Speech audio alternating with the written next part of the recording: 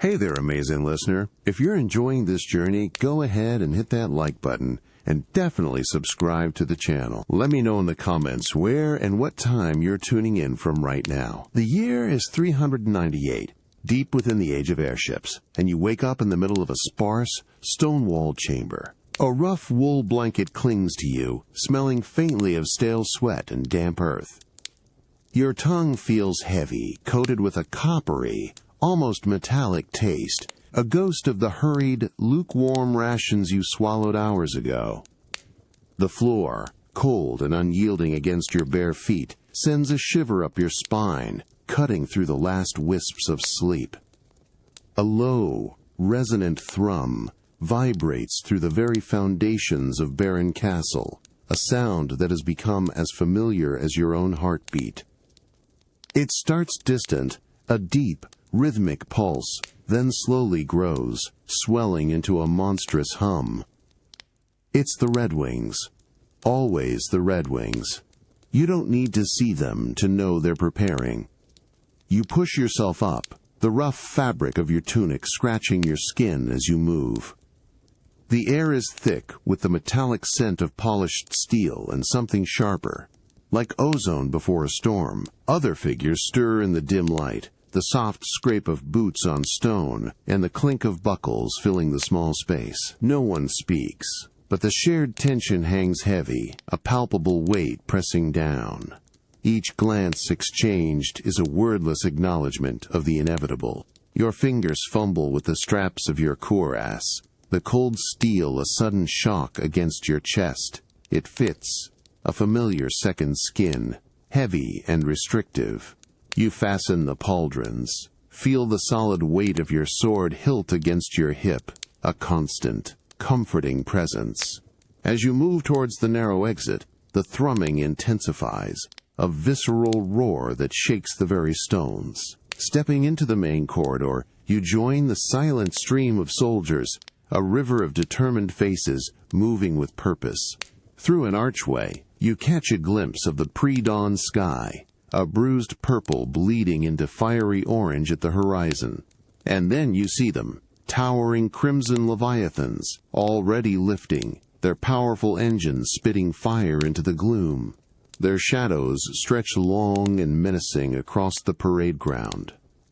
The metallic taste in your mouth sharpens, a bitterness that isn't from food, but from the cold grip of duty. Your jaw tightens. You are just one small part of this massive, formidable force. This is your life. The world doesn't care for sleep or comfort. It just demands your presence, your strength, your obedience. You fall into step, your boots echoing the silent rhythm of 1,000 others, moving forward into the growing light, into the roar. It feels like your body has an independent will, simply obeying the deep-seated impulse to serve, even when your mind is a quiet storm of its own making. The shuddering ascent of the airship is a gut-wrenching lurch, pressing you back into the cold metal bench. Above the throbbing drone of the engines, you hear the distant, high-pitched whine of wind tearing past the hull.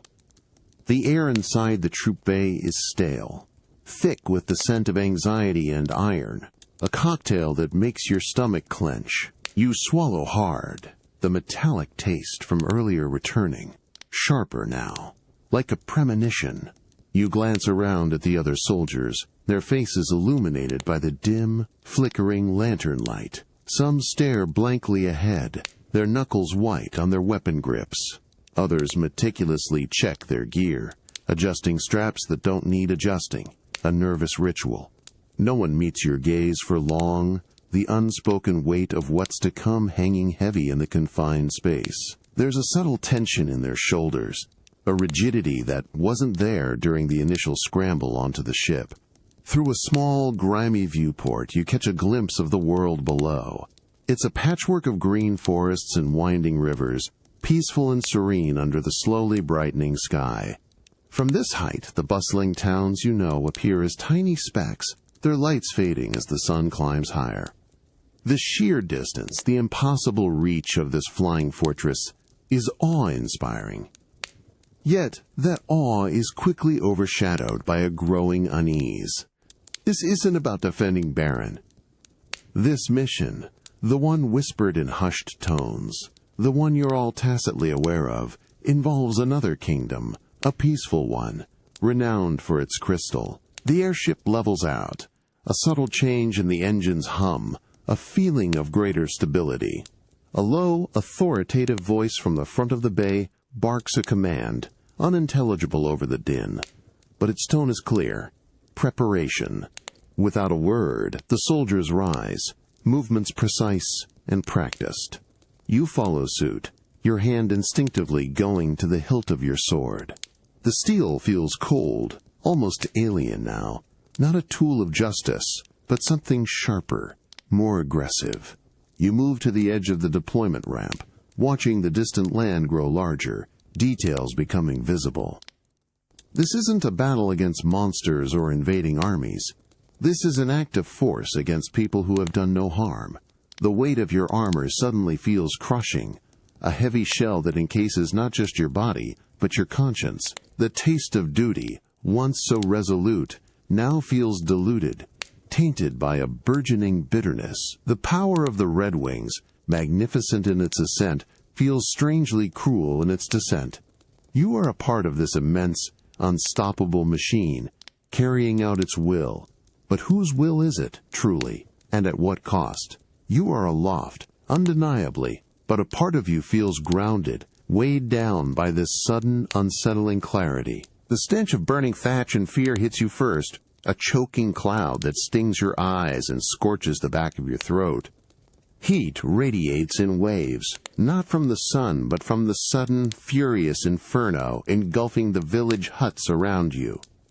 Splintered wood crackles and the desperate cries of unseen villagers pierce the air, mingling with the deeper rumble of the airships hovering menacingly above.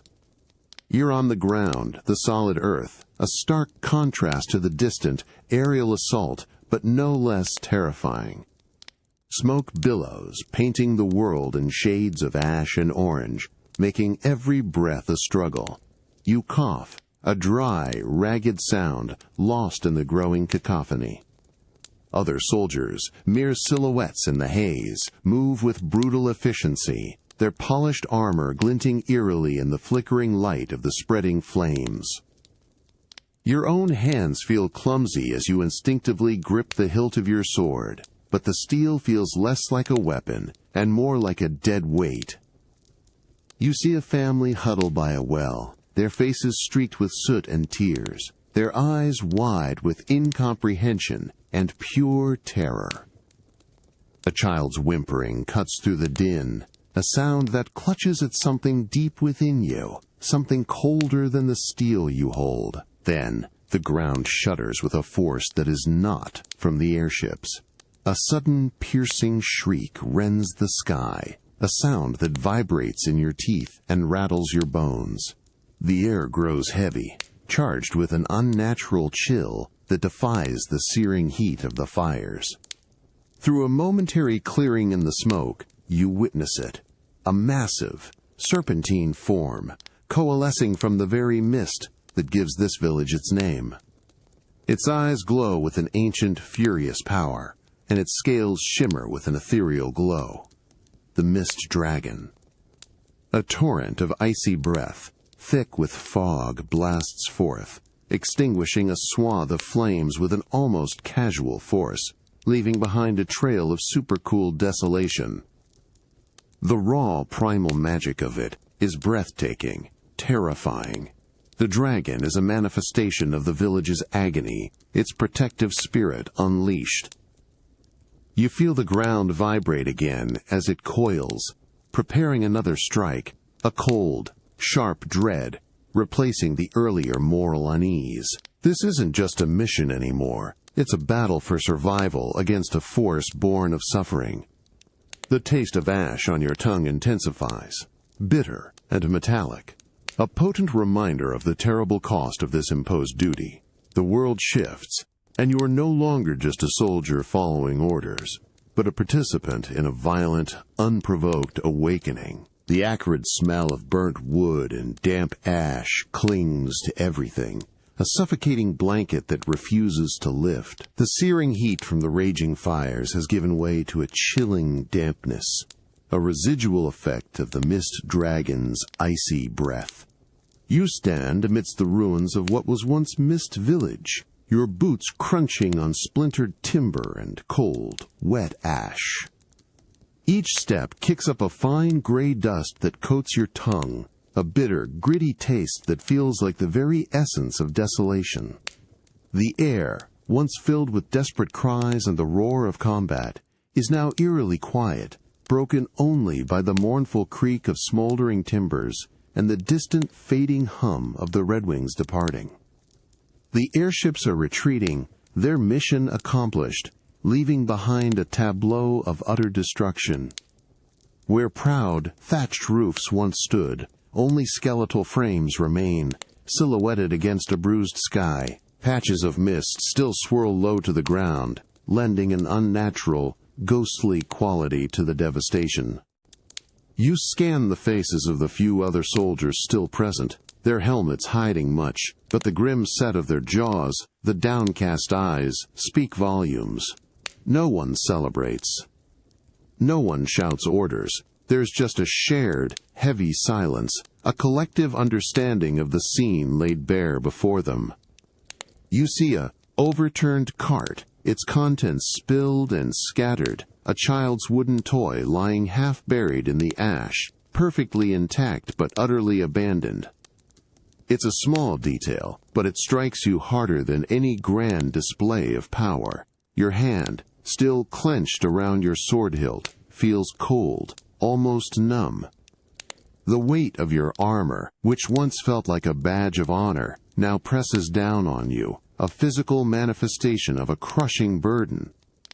This was supposed to be a righteous mission, a display of Baron's might, but all you see is ruin, the consequence of unchecked power. The triumphant metallic taste of duty from earlier has been completely replaced by the dry, choking sensation of ash and something else, something colder, heavier. It feels like a hollowness has opened up inside you, a vast, echoing space. You were part of this. Your strength, your presence, contributed to this silence, this ash. And as you stand here, feeling the chilling dampness seep into your very bones, you realize the true cost of obedience can be far heavier than any battle. The destruction isn't just around you, it feels like it's within you too. The air here is thick with the scent of damp earth, and an ancient, mineral cold that bites at your exposed skin, even through your armor. Water drips steadily from unseen crevices, echoing in the profound darkness of the cave. Each drop sounds like a small, distant bell, amplified by the heavy silence that presses in on you.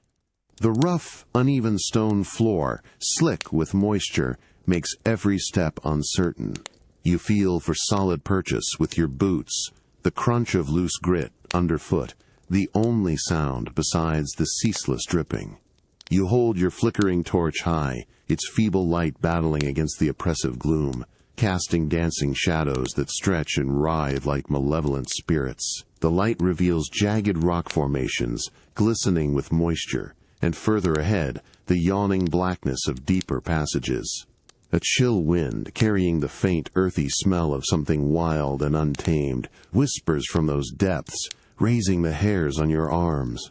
This isn't the familiar, structured cold of Barren Castle, but a raw, primordial chill that feels older than time itself. You move forward, your breath misting in the frigid air. The clink of your armor, once a reassuring sound of readiness, now feels amplified, betraying your presence to whatever unseen things lurk in the dark. Your hand instinctively grips your sword hilt, not out of aggression, but from a deeper, more primal instinct for self-preservation. The metallic tang of fear touches your tongue, subtle but undeniable. Suddenly, a faint skittering sound echoes from just beyond the reach of your torchlight, quick and chitinous. It's followed by a soft guttural growl, then another, closer this time. Your muscles tense. You can't see them, but you can feel their presence. A low thrumming in the air, a predatory awareness. Your eyes strain, trying to pierce the gloom, but the shadows hold their secrets tight. The air grows heavier, charged with a subtle, unpleasant aroma, like stagnant water and decaying flesh. The cold here feels less like natural stone and more like the breath of something ancient and hungry. This cave isn't just a physical space. It feels like a living, breathing entity, one that is slowly, subtly, trying to consume the light you bring. And as you stand, poised on the edge of the unknown, you realize the true struggle here isn't just with tangible foes, but with the creeping dread of the unseen, the oppressive weight of the absolute dark. The oppressive, mineral cold of the cave mouth gives way to a sudden, almost shocking embrace of dry, warm desert air. It washes over you, carrying the faint, sweet scent of date palms and something else. Wood smoke, perhaps, or baking bread. Your eyes, accustomed to the gloom, squint against the brilliant glare of the sun reflecting off the pale sands. A light so intense it almost hurts. Ahead, nestled amidst a cluster of vibrant green, you see it, Kaipo. The sounds reach you next. Not the ceaseless drip of water or the scuttling of unseen cave creatures, but the gentle murmur of human voices, the distant laughter of children, and the soft tinkling of a merchant's bell. It's a symphony of life, a stark, almost disorienting contrast to the death and silence of Mist Village or the brooding menace of the cave. You take a deep, shaky breath, and the air, though dry, feels clean, untainted by ash or fear. As you step into the settlement, the dust of the road feels soft beneath your boots. Simple, whitewashed homes gleam in the sun.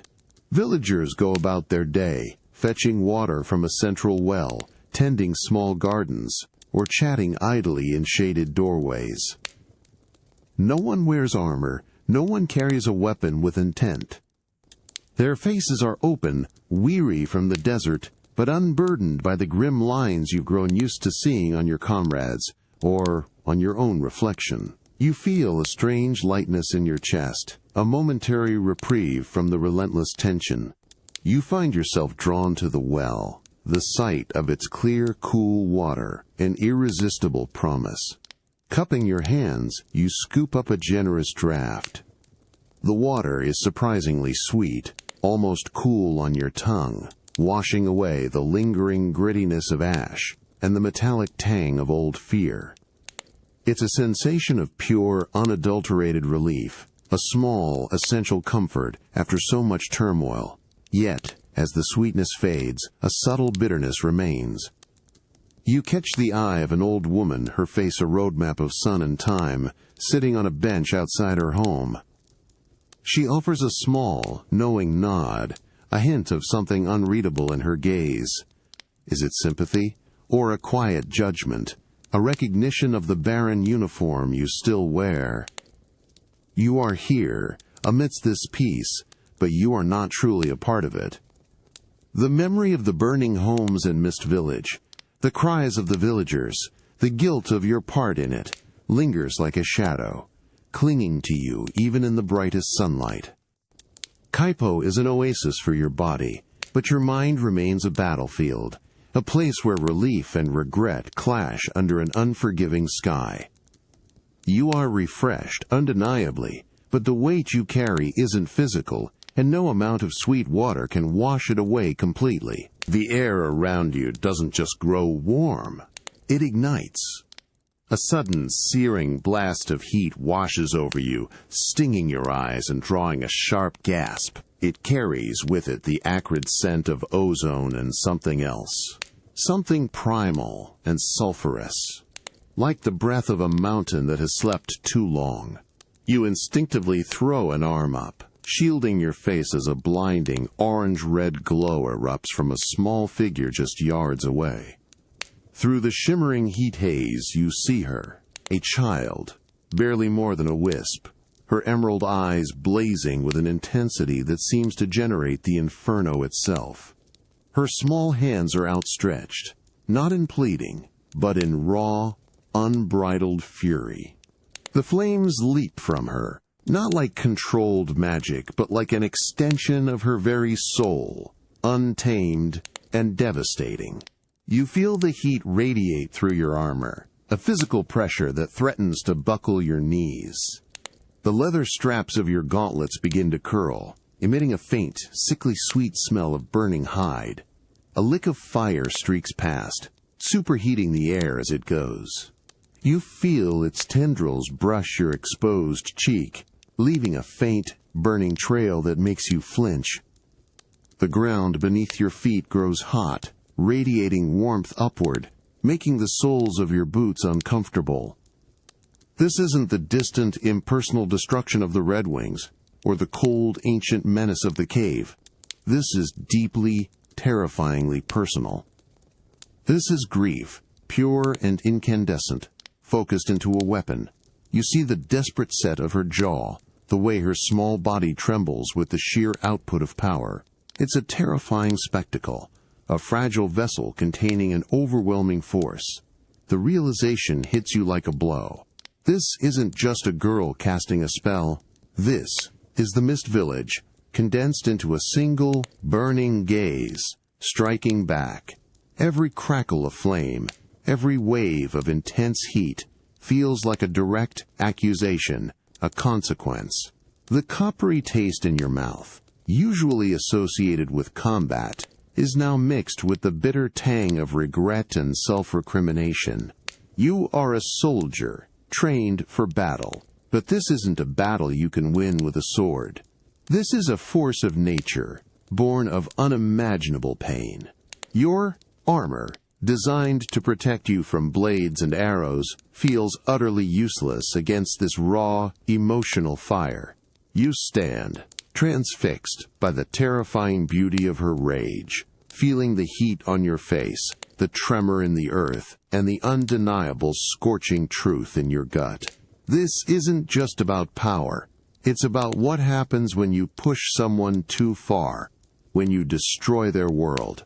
You have witnessed the fury, and now you taste its bitter, burning consequence. The scorching primal heat finally recedes, leaving the air thick with the metallic scent of ozone and the heavy, bitter smell of scorched earth. Your lungs burn with each ragged breath, the sudden absence of the inferno almost as jarring as its presence. The vibrant, furious glow around the child flickers, diminishes, and then completely vanishes, plunging the immediate area into a dull, smoky light.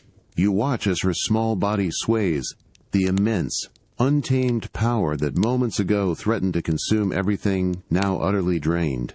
Her shoulders slump, her tiny fists unclench, and she collapses forward, a fragile heap of green fabric and exhaustion. Her emerald eyes, once blazing with fury, are now wide and glistening, welling up with tears that finally spill over, carving clean streaks through the soot on her dirt-smudged cheeks. A raw, guttural sob escapes her, a sound so profoundly sorrowful it cuts through the lingering tension, leaving a hollow ache in your chest. An instinct, deeper than any military training, any sense of duty or fear, pulls at you. It's a quiet, insistent urge to offer comfort, to mend something you undeniably helped to break. You hesitate, the cold steel of your gauntlet feeling impossibly heavy as you slowly, carefully, reach out. The memory of Mist Village, the burning homes, the cries, flashes across your mind. A sharp, searing pang of guilt that now feels as real as the heat that just singed your brows. You kneel, the unyielding ground cold against your armored knee. Your hand, calloused and hardened from years of gripping a sword, moves with a gentleness you didn't know you possessed. As you reach for her, her small head lifts, her tear-filled eyes meeting yours. There's fear there, still, and a deep, bottomless sorrow, but also a flicker of something else. A desperate, fragile vulnerability. She doesn't flinch away as your fingers, still smelling faintly of iron and smoke, brush her arm. And then she clutches you, her small hand, surprisingly strong despite its tremble, latches onto your armored sleeve, burying her face against your chest. The warmth of her touch, the delicate pressure of her small frame, is startling, a fragile spark in the desolate aftermath. The rough fabric of your tunic is quickly dampened by her tears. The silence between you is heavy, filled with unspoken truths, shared trauma, and the crushing weight of everything that has transpired. It is a moment of stark, raw connection, forged in the very ashes of destruction, between a soldier who brought ruin and a child who embodied its fury. In this unexpected embrace, amidst the dust and lingering smoke, you feel the profound, terrifying fragility of trust beginning to bloom in a world utterly unmade. The wind hits you a hot, gritty slap across the face, driving fine sand into every crease of your armor, every exposed patch of skin. Your tongue feels like sandpaper, swollen and thick, coated with the ceaseless dust that swirls around you. Every breath is a dry scrape, tasting faintly of baked earth and an almost metallic dehydration. The sun beats down with a merciless intensity, a white-hot hammer pounding on your helmet, making the air shimmer and dance in distorting waves. You trudge forward, your heavy boots sinking slightly with each step into the soft, yielding sand, an exhausting resistance that drains your energy faster than any battle. The expanse of the desert is endless, a vast ochre ocean under a relentless blue sky, devoid of any discernible landmarks. Only the relentless march of your own feet and the small, determined presence beside you mark any progress. The child, Rydia, holds your armored hand, her grip surprisingly firm despite her small frame. A silent anchor in this desolate landscape. You feel the subtle tremor of her exhaustion, a mirror to your own. Your eyes, squinting against the blinding glare, constantly sweep the horizon, searching for anything. A distant rock formation, a faint line of green, a wisp of smoke. Anything that isn't just more sand, more sky. The heat makes your vision waver, blurring the distant dunes into impossible shapes. For a moment you could almost swear you see it, a cluster of swaying palm trees, the glint of water, a mirage so vivid it practically screams relief. A jolt of desperate hope surges through you, quick and potent, only to dissolve into the shimmering heat haze moments later, leaving behind a bitter aftertaste of disappointment. The armor, once a symbol of strength, now feels like an oven, trapping the stifling heat against your skin. Sweat trickles down your back, evaporating almost instantly, taking with it precious moisture. Your throat aches, a raw, burning sensation that screams for water, a craving that intensifies with every false glimmer of oasis. You try to push the thought of cool, sweet water from your mind, knowing it's a dangerous distraction. You cast a glance down at Rydia. Her small face is streaked with sweat and dust, her green eyes fixed on some distant, unseen point. She rarely complains, a quiet resilience in her small body that both humbles and strengthens you. Her hand remains in yours, a tangible connection, a shared burden, a silent promise. This journey through the desert isn't just a physical test. It's a profound exercise in enduring the deceptive nature of appearances. Each step is a struggle against the overwhelming emptiness, a fight to keep a flicker of real hope alive when the world itself seems determined to offer only illusions. It makes you wonder how much the world shows you that isn't truly there, or how much you choose to see despite the reality. The dryness in your throat has progressed beyond mere thirst. It's a burning, rasping ache that makes every swallow feel like swallowing needles. Your tongue feels thick, clinging to the roof of your mouth, coated in a fine, gritty dust that refuses to be dislodged. The taste is a mixture of stale copper and desperation, a constant, nagging reminder of your dwindling reserves. The sun, now a malevolent eye directly overhead, seems intent on wringing every last drop of moisture from your body. Each breath you draw feels like inhaling embers, hot and stinging. Your lungs burn, a desperate plea for cooler, wetter air that simply doesn't exist here. Sweat, what little there is left to produce, now evaporates almost instantly, leaving behind a salty crust on your skin that chafes against the rough fabric of your tunic. Your armor, once a protective shell, now feels like a heavy, radiating oven, slowly baking you from the inside. You reach for the water skin at your hip, its familiar weight now utterly absent. Your fingers close around the empty leather pouch, a mocking reminder.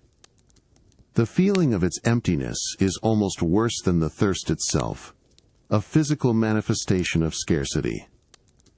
You press it against your face for a moment, hoping for some imagined coolness, but it offers only the dry, sun-baked scent of cured hide. Rydia's small hand, still clutched in yours, feels warmer than it should, her skin flushed beneath a fresh layer of dust. You glance down, catching her gaze. Her eyes, usually so vibrant, are now dulled, shadowed by fatigue and the same raw yearning that gnaws at your own insides. She doesn't complain, not with words, but the slight, infrequent coughs that rack her small frame, the way she presses her lips together, speak volumes about her own suffering. You feel a fresh surge of responsibility, a heavy, crushing fear that her small body might not withstand this relentless assault. The horizon stretches before you, an unbroken line of shimmering heat haze, a deceptive promise of somewhere else that never seems to get closer. You fix your gaze on it, a desperate anchor in the vast swirling expanse of sand. Each dune you crest reveals only another, identical wave of baked earth, stretching into what feels like infinity. The world is a relentless cycle of sun, sand, and the agonizing pursuit of a distant, invisible goal. This desert strips away everything, leaving only the raw, undeniable need for survival.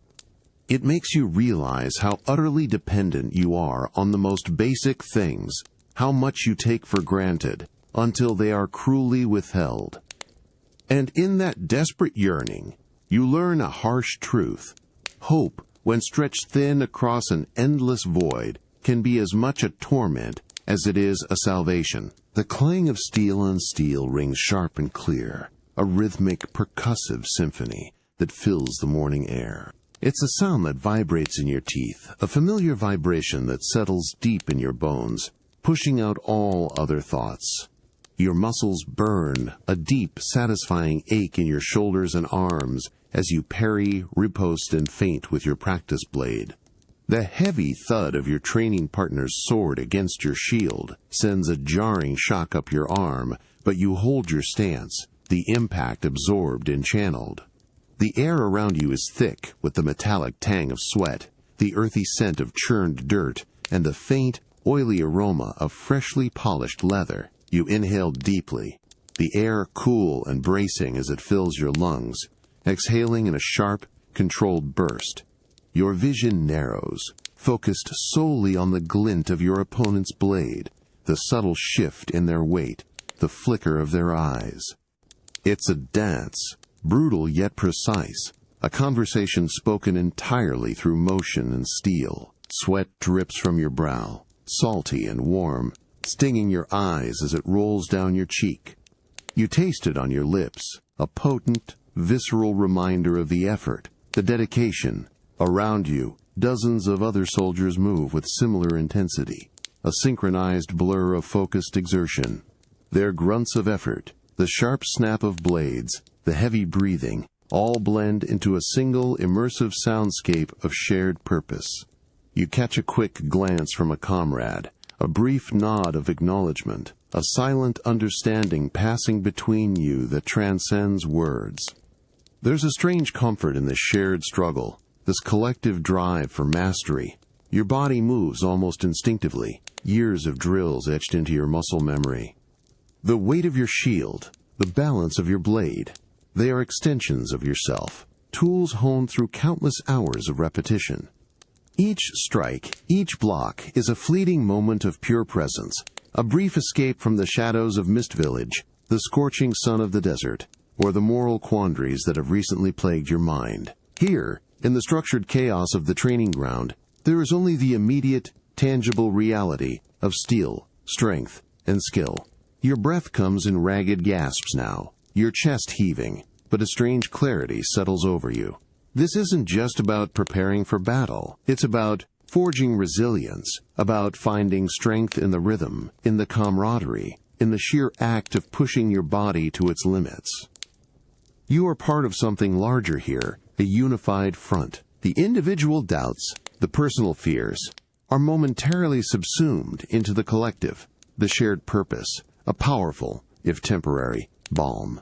It's a harsh discipline, yes, but in its very rigor there's a peculiar kind of peace, a quiet reaffirmation of what your body is still capable of, even when your mind is adrift. The air in the mess hall is thick, rich with the savory aromas of roasted meat, warm bread, and a hearty, bubbling stew. It's a comforting, almost overwhelming assault on your senses after the dust and sweat of the training grounds. The clatter of tankards, the low rumble of countless conversations, and bursts of boisterous laughter create a warm, enveloping din that momentarily drowns out the persistent clang of distant smithies. You sit shoulder to shoulder with your comrades, the warmth of their bodies, a familiar comfort. A heavy earthenware mug, filled with a surprisingly good ale, rests in your hand, its cool surface, a pleasant contrast to your still warm skin. You raise it to your lips, the taste bitter and malty, a potent, grounding sensation that washes away the lingering taste of sand and effort. It's a simple pleasure, yet profoundly satisfying. Plates piled high with food are passed down the long wooden table. You dig in, the tender seasoned meat dissolving on your tongue, the crusty bread a welcome chew. Each bite is a small victory, a replenishment of the energy spent. There's no pretense here, no formal hierarchy, just the easy camaraderie of soldiers sharing a meal. You see the tired lines around their eyes, the scars on their hands, the subtle flickers of worry that cross their faces when conversation lulls, but mostly, you see a shared resilience. Someone cracks a joke, and a wave of laughter ripples down the table. You find yourself smiling, a genuine, unforced curve of your lips, the sound of your own chuckle feeling foreign and welcome. It's a rare moment of lightness, a brief respite from the grinding weight of duty and doubt. You catch the eye of a veteran soldier across from you, his gaze steady and knowing. He raises his mug slightly, a silent toast to the moment, and you return it. Yet beneath the comfort and warmth, a subtle current of foreboding weaves its way through the room. It's in the way some conversations drop to hushed tones, in the way a few men occasionally glance towards the high, arched windows that look out onto the castle walls, as if expecting something. You taste it too, a faint, lingering metallic tang on the back of your tongue, a whisper of the sword you'll carry again tomorrow. This feast, this shared moment of kinship, feels almost like a preparation, a strengthening before another unknown trial. It's a reminder that even in the embrace of fellowship and the satisfaction of a full stomach, the shadow of what is to come always looms. These bonds, forged in steel and shared meals, are not just for revelry, they are for enduring, for what lies beyond the castle walls. The first thing to assault you isn't a sight, but a monstrous, all-encompassing cacophony that slams into your ears and rattles your very bones. It's the high-pitched shriek of rending metal, the guttural roars of something monstrous and inhuman, the earth-shaking thud of explosions that tear through stone, and the desperate, piercing screams of men and women, all woven into a terrifying tapestry of war.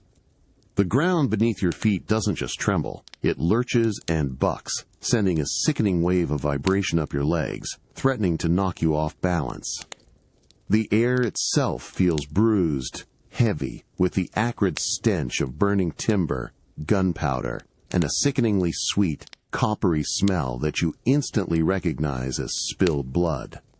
Smoke billows everywhere, thick and black, stinging your eyes, making every panicked gasp for air a raw, burning scrape in your throat. You are caught in a surging, desperate tide of bodies in the castle courtyard.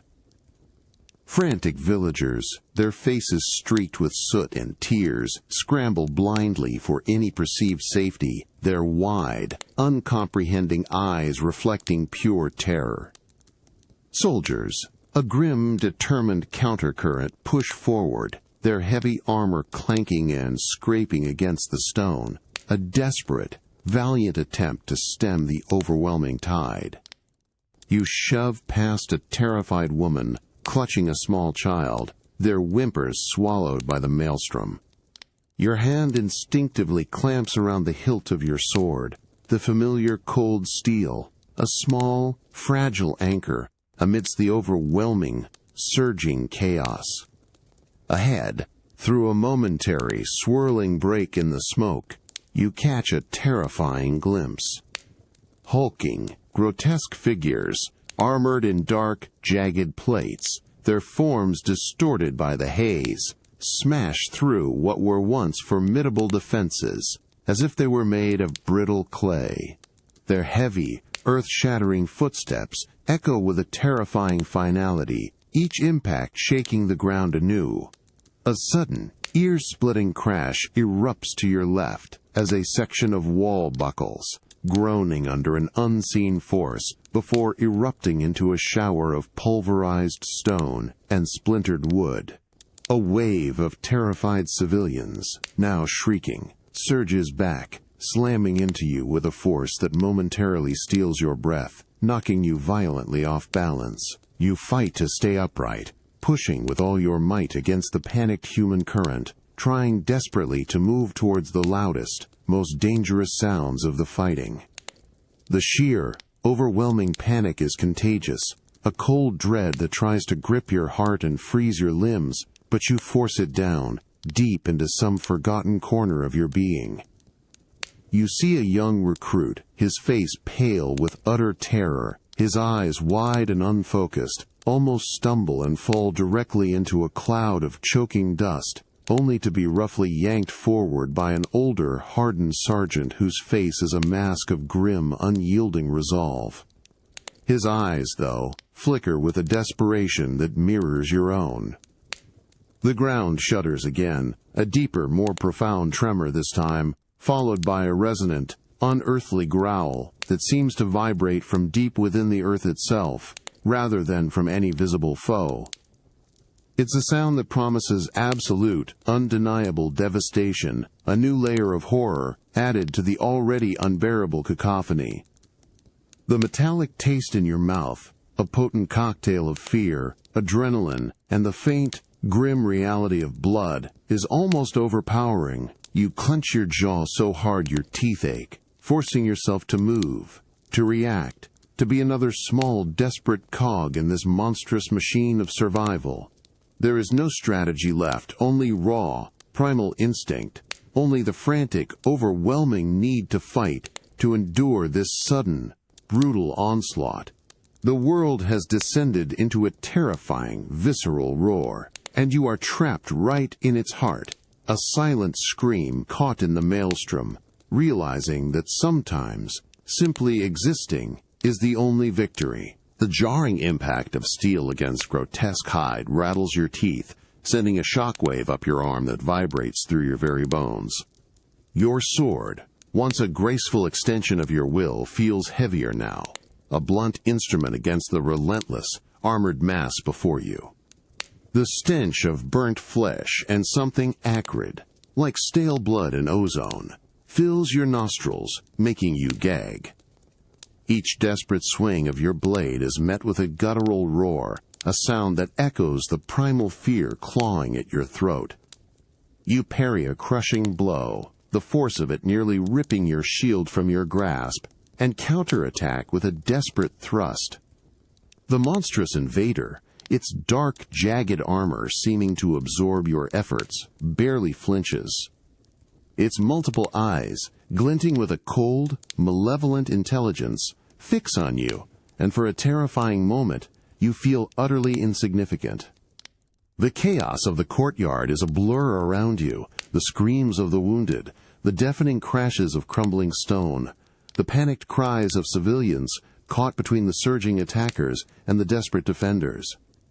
Smoke, thick and biting, swirls around your head, making the already nightmarish scene even more disorienting. Your breath comes in ragged, burning gasps, each inhale a painful scrape against the raw lining of your throat. Sweat, cold and clammy despite the heat of battle, streams down your face, mingling with dust and the faint, metallic tang of effort. Your muscles scream in protest, a constant, dull ache that threatens to consume your focus. Yet, you push through it, the instinct for survival overriding the growing fatigue, the creeping despair. You see other barren soldiers, their faces grim and streaked with dirt, fighting with the ferocity of cornered animals. A comrade beside you, his arm bleeding freely, still raises his shield, a wordless defiance in his stance. You offer him a quick, desperate nod, an unspoken pact forged in the heart of this impossible struggle. A sudden, sharp clang to your right tears your attention. Another grotesque beast, even larger, smashes through a remaining section of the main gate, sending a shower of splintered wood and stone flying. The sheer, overwhelming number of these creatures feels insurmountable, a tide of darkness threatening to swallow everything you've ever known.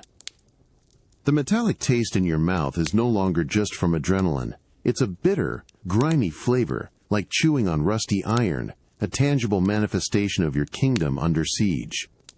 It's the taste of desperation, of a line holding by a thread, of defending the indefensible. Every block, every strike is a defiant roar against the encroaching darkness. You feel the grit of shattered stone under your boots, the slickness of something unspeakable beneath your gloves. This isn't just a battle. It's a desperate, exhausting stand against an overwhelming, crushing force. The walls are falling, the screams are endless, but you grip your sword tighter, your knuckles white with effort. You fight not for victory, but for the sheer act of fighting itself, for the stubborn refusal to simply yield. And in that raw, visceral struggle, a harsh truth emerges. Defiance, when stripped of all hope, becomes its own brutal, desperate form of courage, a bitter, unwavering flame against an encroaching, crushing despair. The air, thick with the brine and the damp rot of sea-soaked wood, makes your stomach lurch with every violent pitch of the ship. Icy spray, sharp as needles, lashes your face, carrying the raw, stinging taste of salt and something metallic, perhaps the fear that's a constant companion now. You grip the splintered railing, your knuckles white, the rough wood digging into your palm as the vessel groans and shudders beneath you, a dying beast in the clutches of the tempest. Around you, the world is a chaotic canvas of endless, churning gray. Waves, colossal and unforgiving, rise like liquid mountains, threatening to swallow the tiny wooden speck you cling to. The sky above is a bruised, leaden expanse, spitting rain and wind that howl through the rigging like a banshee's lament. Each crest and trough of the ocean's fury twists your insides, a sickening, visceral disorientation that leaves your head swimming, your vision blurring. You swallow hard, but there's nothing to ease the rising bile in your throat. The heavy clang of your armor, once a reassuring weight, now feels like an iron shroud, dragging you down, chilling you to the bone. You see the faces of the few others on deck, pale and grim, their eyes wide with a shared, unspoken dread. A brief, desperate glance exchanged with a nearby companion, and you both understand. This is a battle against a force far beyond any blade or spell. There is no parrying the ocean's rage, no outmaneuvering its crushing power. You are utterly at its mercy, a fragile breath on an endless, indifferent expanse.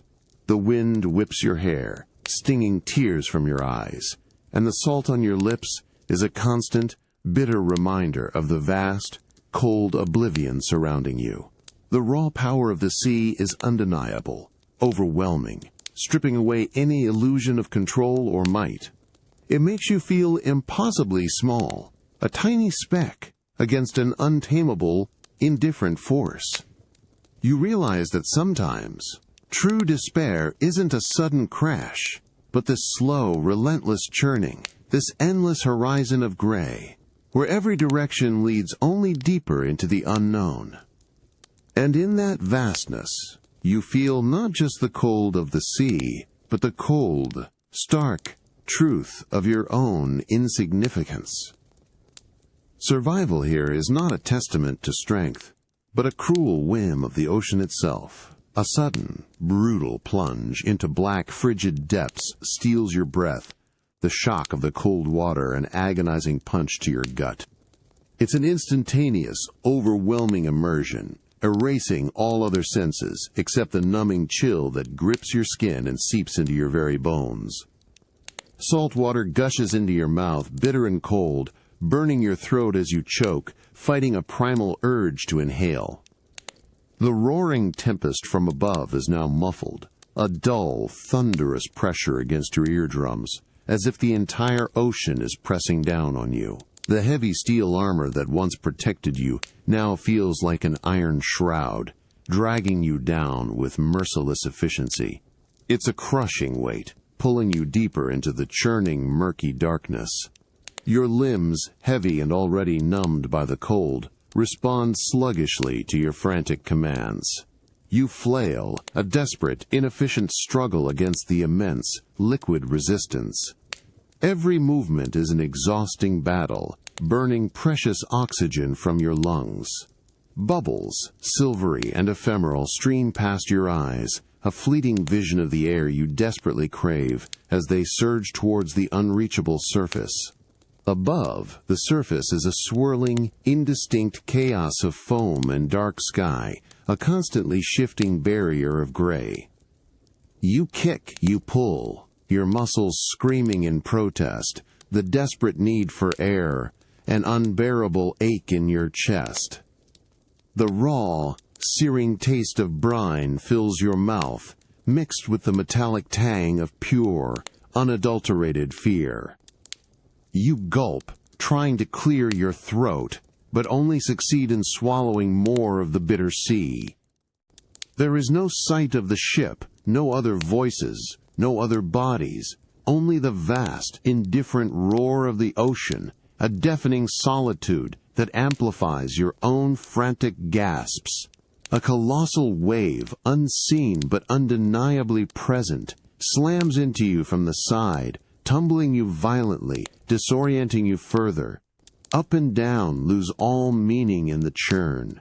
You feel yourself sinking, the pressure building in your ears, a dull, aching throb. Panic, cold and sharp, tries to claw its way up your throat, threatening to consume your remaining reserves of resolve. You fight it, focusing instead on the burning in your lungs, on the faint, primal memory of breath. The battle isn't with an enemy blade, but with the crushing, overwhelming power of the elements, with the water that relentlessly tries to claim you. You claw your way upwards, one agonizing inch at a time, the salt and cold burning every inch of your exposed skin. The world around you is nothing but the vast, terrifying indifference of the sea. There is no hope, only the desperate, animalistic will to reach air, to feel warmth, to simply exist for one more breath. You realize, in this profound, isolated struggle, that strength isn't just in wielding a sword, but in the stubborn, defiant refusal to succumb to the immense, unfeeling power of the natural world. It's in that raw, primal fight for the next gasp, the simple, undeniable act of choosing to live, even when everything screams for you to let go. The fine, almost powdery sand shifts imperceptibly beneath your boots with every step, a constant, unsettling give that feels like walking on air, yet pulls you down. You taste the dryness in the air, a gritty film coating your tongue, and inhale the scent of ancient, undisturbed earth, tinged with something vaguely metallic and alive. But it's the sound that truly grips you, a low, persistent hum, a deep, resonant buzz that seems to vibrate through the very ground, growing louder, more insistent, with each uneasy stride. You stand within a colossal, natural amphitheater, its walls sloping steeply upward, carved entirely from fine, golden dust. It's a vast, empty expanse, save for the distinct, unsettling funnel shape of the depression you find yourself in, leading inexorably downward to a dark central maw. Shadows cling to the upper reaches of the cavern, concealing its true ceiling, making the space feel both immense and claustrophobically enclosed. The air shimmers faintly, as if with an unseen energy, and you realize the buzzing isn't just sound, it's a vibration, a low frequency that rattles the loose plates of your armor and makes your teeth ache. Your hand tightens around the hilt of your sword, the cold steel, a small comfort against the prickling unease that crawls up your spine.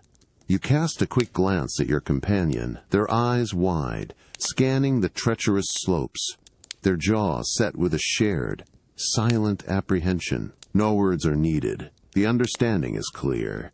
Every footfall sends a ripple across the surface of the sand, a tiny, ominous tremor that seems to accelerate the subtle, downward drift.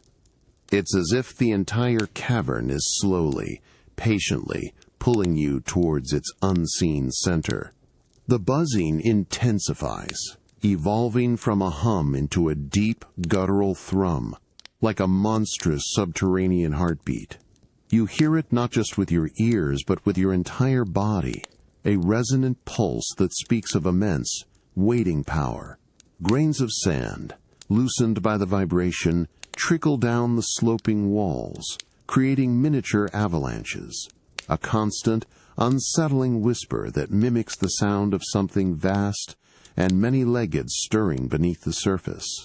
The taste in your mouth, dry and dusty, now has a distinct metallic edge, the sharp flavor of impending confrontation. You fix your gaze on the dark, central pit, a gaping void at the bottom of the funnel. There's no movement yet, nothing visible, but the sheer, palpable weight of its presence, coupled with the escalating tremor and the buzzing hum, tells you everything you need to know. This ground isn't merely inert earth. It's a trap, a living, breathing predator, its hunger vibrating through the very air. You realize that here, in this deceptive, shifting landscape, the greatest danger isn't just what you can see, but the terrifying, patient power of what lies hidden beneath your very feet, waiting to consume you. The air in these colossal halls is impossibly cold, carrying the faint, sterile scent of ancient stone, undisturbed dust, and something else, a subtle, almost electric tang, like the ghost of power long since departed. Your breath mists visibly before you, hanging for a moment in the frigid air before dissipating into the cavernous gloom. The floor beneath your boots is smooth, impossibly uniform flagstone, worn down by countless footsteps of creatures far larger than any human.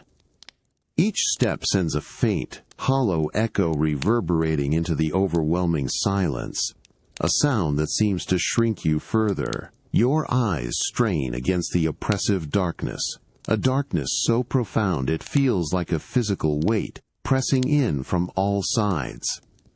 The light from your lantern struggles valiantly, carving a small, trembling circle of visibility, revealing only glimpses of the monumental scale around you. Columns, thicker than ancient trees, rise endlessly into the blackness above, their surfaces adorned with carvings so immense and intricate that you can only discern fragments. They depict figures of colossal stature, their faces stern and alien, their purpose lost to the ages. It feels as though you are a tiny insect crawling through the remnants of a discarded world. A soft, almost imperceptible whisper of air drifts past, carrying with it a deeper, colder chill, an unnerving current that suggests vast, unexplored chambers beyond your light. The walls, when your hand brushes them, are not merely cold.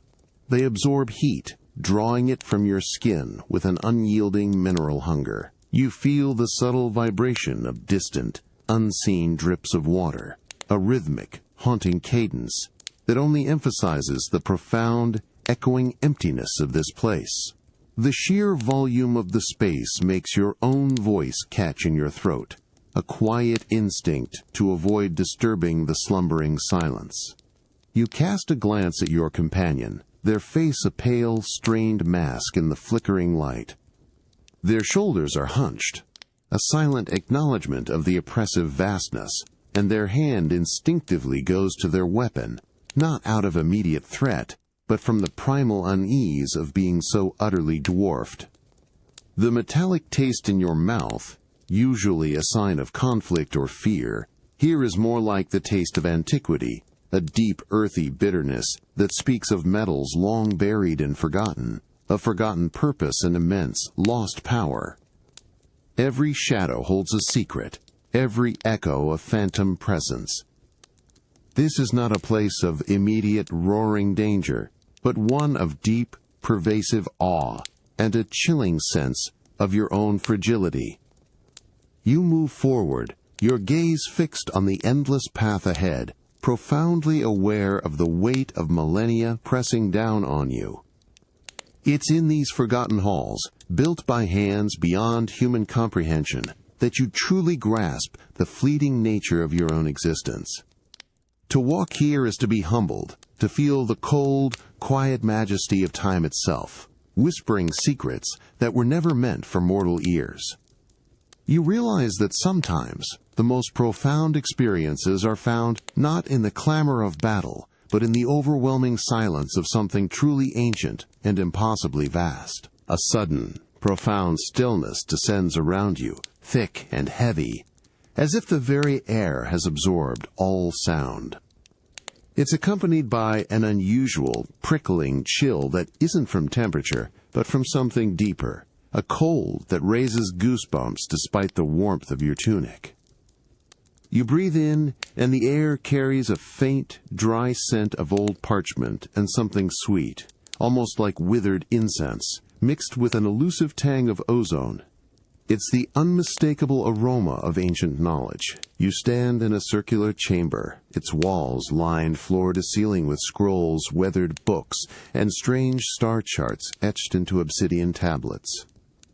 Dust motes dance in the narrow shafts of light filtering from unseen vents high above, illuminating arcane symbols painted onto the stone floor, glowing faintly with an internal, ethereal light. There's a soft, resonant hum in the air, a vibration that feels less like sound and more like the low thrum of 1,000 unspoken secrets, swirling just beyond the edge of your perception.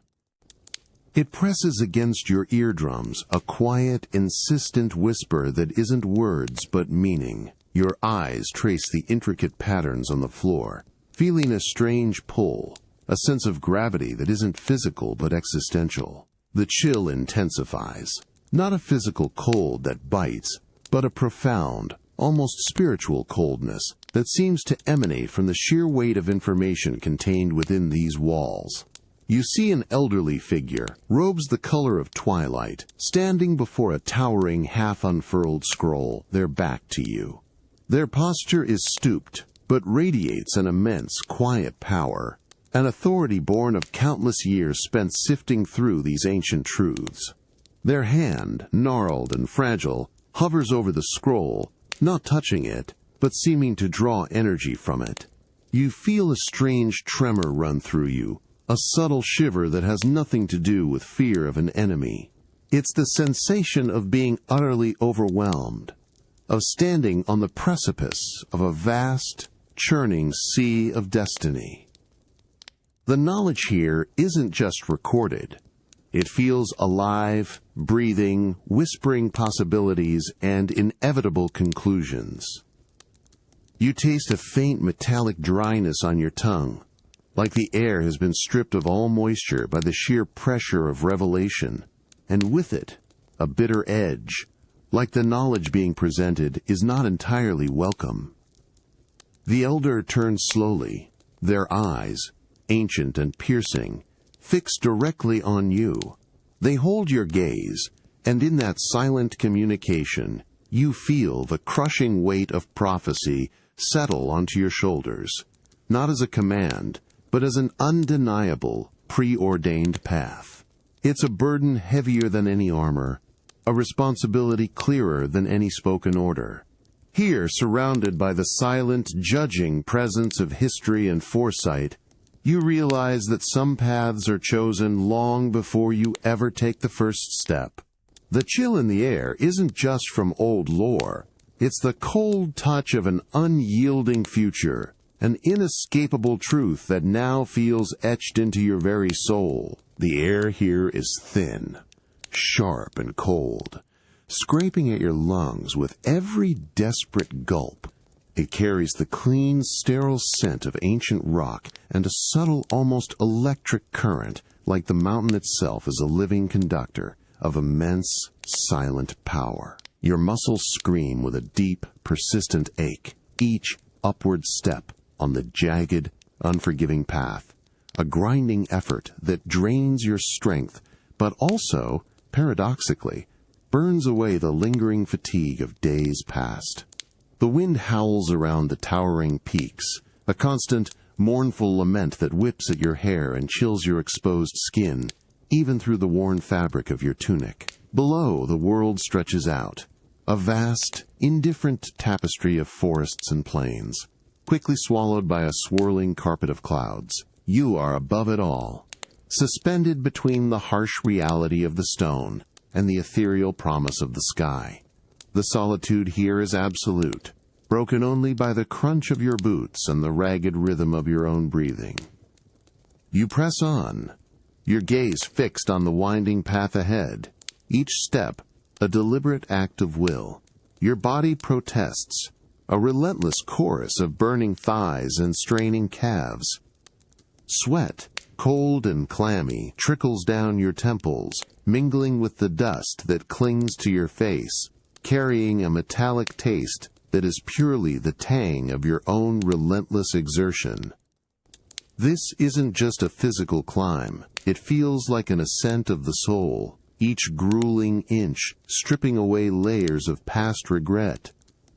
The ghost of missed village's ash, the bitter taste of misguided duty, the crushing weight of innocent tears. They all seem to fall away with every ascending footfall, shed like old skin. Ahead, where the path crests a windswept plateau, the air shimmers, not with heat, but with an intense, palpable energy. A soft, golden light pulses from the summit, drawing you forward with an irresistible pull. As you finally reach it, a warmth, profound and penetrating, blossoms within your chest. It's a cleansing fire, not one that burns the flesh, but one that purifies the spirit. You feel it spread, pushing out the lingering shadows, the cold grip of guilt, leaving behind a lightness you haven't known in what feels like an eternity. Your eyes close for a moment, bathed in the silent, radiant glow, and when they open, the world seems sharper, clearer. The air tastes pure, like melted snow and raw possibility. Your armor, though still heavy on your frame, no longer feels like a burden of past deeds, but a shell for a newly forged resolve. The mountain has asked for everything, and in demanding it, has given you back something far more valuable. You stand here, renewed, with a profound understanding that true strength isn't just about the battles you win, but the inner demons you conquer and the cleansing fires you walk through to emerge, truly transformed. The crisp, cool air of the morning bites at your exposed skin, carrying the clean, sharp scent of freshly polished metal and damp earth. It's a bracing sensation that fills your lungs, a welcome contrast to the thin, electric air of the mountain peaks. You stand, feeling the familiar, weighty presence of your armor. But today, it feels different. Not just the cold, gleaming steel against your skin, but its very essence. Your fingers trace the smooth, polished surface of your breastplate, feeling the cold, unyielding strength of it. It gleams under the rising sun, reflecting the soft, golden light in 1,000 tiny, shifting prisms. There's no trace of the dust of the desert, the brine of the ocean, or the ash of Mist Village clinging to it now. It's clean, pure, a mirror to the dawn. The sound of its soft clink as you move is a solid, reassuring whisper, a promise of protection rather than a burden of past deeds. You turn your hand, examining the gauntlet. The leather straps are supple, the metal plates gleaming. Your reflection, distorted but clear, stares back at you from the polished surface, eyes that have seen too much, a jaw set with a new, quiet determination. The metallic taste in your mouth isn't from fear or adrenaline now. It's a taste of iron and resolve, clean and sharp, like a newly sharpened blade. Around you, others stir, their own armor glinting, a silent testament to shared purpose. Their movements are purposeful, their faces etched with a solemn understanding, a quiet strength.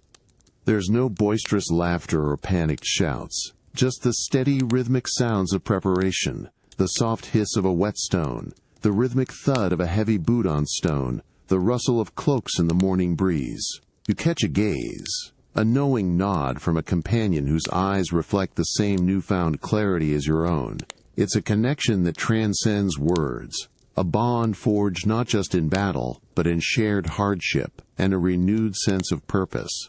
This armor, heavy and unyielding, feels less like a uniform of war and more like a sacred vow, a commitment to a path that is finally your own.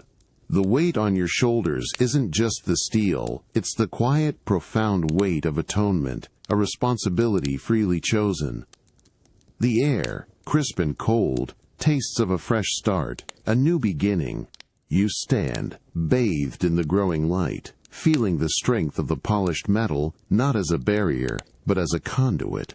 It's a strange, powerful sensation to feel so heavy, yet so utterly light, knowing that your purpose now aligns not with blind obedience, but with a deeply felt, fiercely guarded conviction. This isn't just armor, it's a second skin, a beacon of a new, unwavering light. The crisp morning air, though invigorating, now carries a peculiar, almost isolating quality, as if the space around you has subtly expanded, leaving you a solitary figure. The highly polished steel of your armor, gleaming like a newly forged star under the rising sun, radiates an almost blinding light, a stark brilliance that effortlessly draws every eye in the bustling streets. You feel the profound weight of those gazes, some imbued with tentative hope, others still clouded with lingering suspicion, and a select few offering a quiet, knowing respect that cuts deeper than any spoken word. This isn't merely the physical strain of battle, nor the weariness of long journeys, but a far more profound, almost spiritual pressure that settles onto your shoulders, a burden heavier than any physical load. It's the silent expectation, the unspoken demand to embody this newfound path, to live up to the impossible ideal of atonement. Each deliberate step you take resonates with a different rhythm now, not the desperate scramble of escape or the grim, unthinking march of past duty, but a measured, almost reverent pace, a testament to choices hard won and a conviction deeply seated. You move through the vibrant pulse of the market square, the lively smells of baking bread, earthy spices, and fresh-cut hay, a sensory assault that offers a stark, almost jarring contrast to the sterile, unyielding tang of your own armor. The bright, cacophonous clamor of laughter and the low murmur of countless voices fill the air, yet you perceive a subtle shift in the crowd's flow, a momentary, almost deferential pause that unmistakably acknowledges your presence. Your eyes meet those of a child, wide with an innocent, unwavering trust, a purity that sears into your soul. In that gaze you taste a profound, almost overwhelming sweetness, like rare fruit, quickly followed by the sharp, metallic tang of an immense, self-imposed responsibility. It's a bitter truth. This chosen path, this virtue, demands not just action, but constant, unyielding vigilance, a perpetual guard against the shadows that cling. A stray shadow, long and impossibly dark, falls across your path as you round a forgotten corner, deeper than the morning light should possibly allow. For a fleeting, unsettling instant, a cold breath of memory brushes against your mind, chilling you to the bone. It's the echo of easier paths you once tread, the convenient compromises that offered fleeting comfort, the seductive allure of power, wielded without the heavy weight of conscience. That insidious whisper of past darkness, of familiar, selfish impulses, still echoes at the very edges of your thoughts, a subtle, chilling reminder that the journey of transformation is far from complete, far from guaranteed. Your hand instinctively goes to the hilt of your sword, not now for defense against an external foe, but for the familiar, grounding feel of cold steel, a physical anchor against the relentless internal tremor. The sheer weight of this virtue, this chosen light you now strive to carry, is not a simple freedom. Instead, it is a constant, demanding presence, illuminating not just the righteous way forward, but every single shadow you've ever cast, every temptation you must now actively, fiercely resist. You understand now, with a clarity that aches in your very core, that the truest and most formidable battles are often fought not on a battlefield, but within the silent chambers of your own mind. The most persistent and dangerous enemies are the lingering echoes of your own past, eternally challenging, constantly testing the unwavering strength of your newfound resolve. The very deck beneath your boots hums, a low, resonant thrum that vibrates up your legs, through your chest, and settles in your teeth. It's not the thunderous roar of the Red Wings, but a softer, more intricate mechanical symphony, a chorus of finely tuned gears and arcane engines working in perfect harmony. The air, crisp and slightly cool, carries the clean, sharp scent of oiled steel, polished brass, and something almost electrical, a subtle tang of contained power. You stand on the open deck of the airship, the Enterprise, the cold, smooth metal railing, a reassuring presence beneath your gloved hand. The morning sun, still low on the horizon, catches on its magnificent hull, a dazzling expanse of glimmering, riveted plates that stretch far into the sky. It reflects the dawn in 1,000 tiny, shifting lights, a jewel of human ingenuity. Around you, technicians move with quiet purpose, their movements efficient, their faces etched with a focused pride. No frantic shouts, no anxious glances, just a shared, almost reverent anticipation. A gentle lurch, barely perceptible at first, ripples through the deck. It's not the gut-wrenching ascent of a war machine, but a smooth, effortless lift, as if the ground itself is simply falling away. You feel the subtle shift in pressure, the faint pop in your ears, as the world beneath begins to shrink. The bustling castle town, the winding river, the distant forests, they all become miniature, a beautiful, intricate diorama laid out beneath your rising vantage point. A thrill, pure and unadulterated, bubbles up in your chest, a sense of wonder untainted by fear or grim purpose. The wind, once a gentle breeze, now whips past, cool and invigorating, carrying no dust or salt, but the clean, raw taste of the open sky. You inhale deeply, filling your lungs with the vast, unburdened air, a stark contrast to the thick, anxiety-laced atmosphere of previous flights. Your armor, once a symbol of heavy duty, now feels surprisingly light, as if imbued with the ship's own promise of soaring. You cast a glance at your companions, their faces upturned, eyes wide with the same quiet awe. A subtle, shared smile passes between you, a wordless acknowledgement of the moment. Below, the land continues to recede, twisting into unfamiliar patterns, revealing new horizons you've never imagined seeing from this perspective. The metallic taste in your mouth is no longer of impending battle or past regrets, but of pure, exhilarating possibility. A sharp, clean taste of the future. The hum of the Enterprise isn't just a sound. It's a heartbeat, a promise of breaking boundaries, of reaching for what was once thought unreachable. You realize that this isn't just a machine of travel. It's a vessel of ambition, a testament to the endless human desire to rise above, to explore, to reshape the very definition of what is possible. And in that soaring realization you feel utterly, gloriously free, unbound by gravity, unbound by the limitations of the past, carried upward by the sheer, magnificent will to fly. The air here is thick with the sweet, cloying scent of rare floral perfumes, mingled with the earthy richness of old, polished wood, and something faintly metallic, like forgotten ambition. Your boots sink ever so slightly into the plush, deep pile of a crimson carpet, muffling your footsteps, making every movement feel deliberate, almost a performance. The silence in these opulent halls isn't empty. It's a living, breathing thing, punctuated by the soft rustle of expensive silks, the distant, barely audible clink of crystal, and the hushed, almost conspiratorial murmur of voices.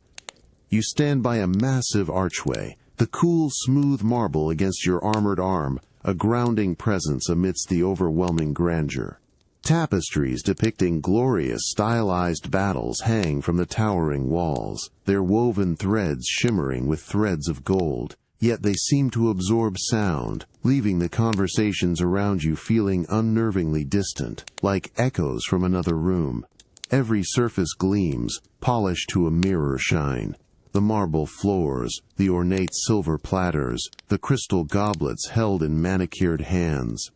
It's a feast for the eyes, but your gut churns with a subtle unease. Your gaze sweeps across the assembled nobility, a vibrant kaleidoscope of jewel-toned gowns and tailored velvets. Smiles are offered readily, quick and practiced, but they rarely reach the eyes, which dart and assess, measuring, calculating. You see subtle glances exchanged, barely perceptible nods that convey entire conversations. A group huddled by a tall window breaks apart with studied casualness as a higher-ranking minister approaches. Their laughter, a little too loud, a little too forced. The scent of sweet wine, offered on silver trays, is almost sickeningly potent, masking something sharper underneath. Your own armor, so recently gleaming with a new purpose, now feels stark, almost alien in this environment. Its cold, unyielding practicality stands in stark contrast to the flowing fabrics and delicate gestures surrounding you. You taste the dryness in your mouth, a subtle, almost chalky sensation, a response not to thirst, but to the suffocating atmosphere of unspoken words and hidden meanings. A faint, almost imperceptible tremor of disquiet runs through you. This isn't the open, honest danger of battle, but a labyrinth of veiled threats and political dances, each step carefully choreographed. The air is thick with the unspoken, the implied, and the carefully constructed facade. You watch as a young noblewoman, her expression carefully neutral, whispers something into the ear of an aging duke. He inclines his head, his smile unwavering, yet his eyes, ancient and sharp, briefly flicker towards you, then away, an unspoken dismissal, a calculated judgment. Here, every gesture is a message, every pause a statement. The true battles, you realize, are not fought with swords and shields, but with smiles and whispers, with alliances made and broken in the quietest corners of these grand halls. And in this world of deceptive elegance, You feel the profound weight of navigating not just external threats, but the constant internal struggle to discern truth from the glittering tapestry of lies. To hold on to your conviction when every interaction feels like a delicate, treacherous dance. The raw, blistering heat hits you first, a physical punch to the gut that forces a gasp from your lips. It's an infernal warmth, not the dry heat of the desert or the searing blast of magic, but a deep, pervasive heat that permeates every inch of this colossal cavern. Your armor, once a cool shell, quickly becomes an oven, trapping the stifling warmth against your skin, making sweat instantly trickle down your back. Then comes the sound, a deafening symphony of industry. The rhythmic, earth-shaking hat-yudhia of giant hammers striking red-hot metal echoes from all directions, vibrating through the very stone floor beneath your boots.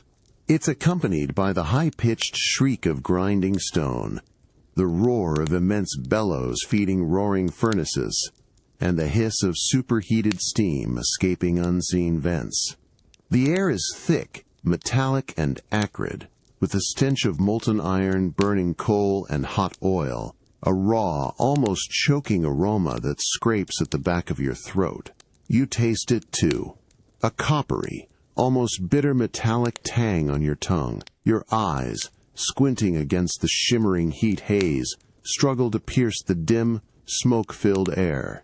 Immense, glowing furnaces, like gaping mouths to another world, cast a hellish, orange-red light across the cavern. Silhouettes of stocky, powerful figures, their forms distorted by the heat, move with incredible strength and precision around rivers of flowing, incandescent metal. Sparks, bright and dangerous, shower from the titanic anvils with every hammer blow, showering down like miniature stars. The heat radiates in relentless waves, making the air ripple and blur, turning even the clearest vision into a distorted, wavering dream. You watch as a dwarven smith, his face streaked with soot and sweat, hauls a glowing, white-hot ingot from the heart of a furnace. The sheer, unadulterated power of the heat, radiating from it, is almost overwhelming, a physical force that makes you instinctively flinch.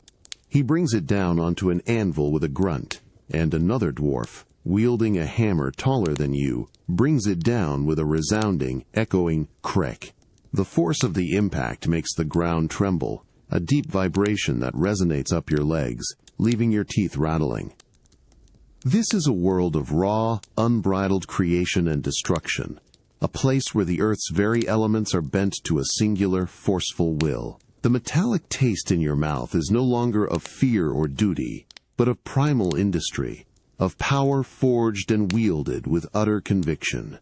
You realize, standing amidst this cacophony of fire and steel, that true mastery isn't just about wielding a weapon, but about shaping the very world around you. It's in this deafening, scorching inferno that you understand the enduring strength of purposeful creation, a testament to relentless, uncompromising will that echoes in every hammer blow and permeates the very air.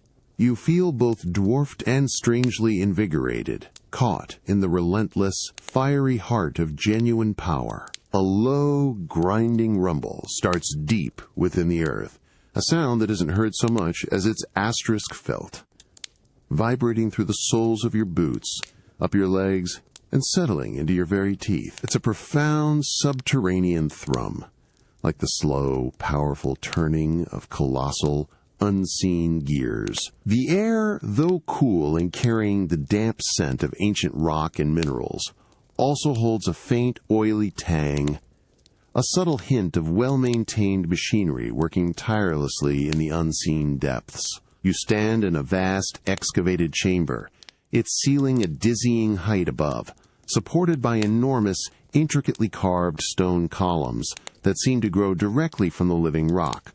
The walls are not simply rough-hewn. They are a masterpiece of dwarven engineering, colossal interlocking blocks, fitted with such precision that they appear seamless, yet capable of flexing with the constant movements of the mountain. Your hand instinctively reaches out, Touching the cold, smooth stone, it trembles, not violently, but with a persistent, low frequency, a nervous pulse from the mountain's heart. Around you, dwarven figures move with a focused, unhurried efficiency that belies the constant tremors. They adjust massive levers, tap at glowing runes etched into the bedrock, and confer in low, rumbling tones, their expressions grim but resolute. There's no panic, no frantic rush, just a deep, ingrained understanding of their harsh, unforgiving environment. You see their eyes, sharp and bright even in the dim, glowing light of strategically placed crystals, constantly assessing the massive, structural integrity of their subterranean home. The sound of distant, heavy chains grinding and thick gears clanking resonates from an unseen shaft, a symphony of resilience. Another tremor hits, stronger this time, a deeper roll that makes loose pebbles skitter across the floor. You brace yourself, your muscles tensing, your armored hand instinctively going to the hilt of your sword, but the dwarves around you simply pause, their expressions unchanged, waiting for the earth's spasm to pass.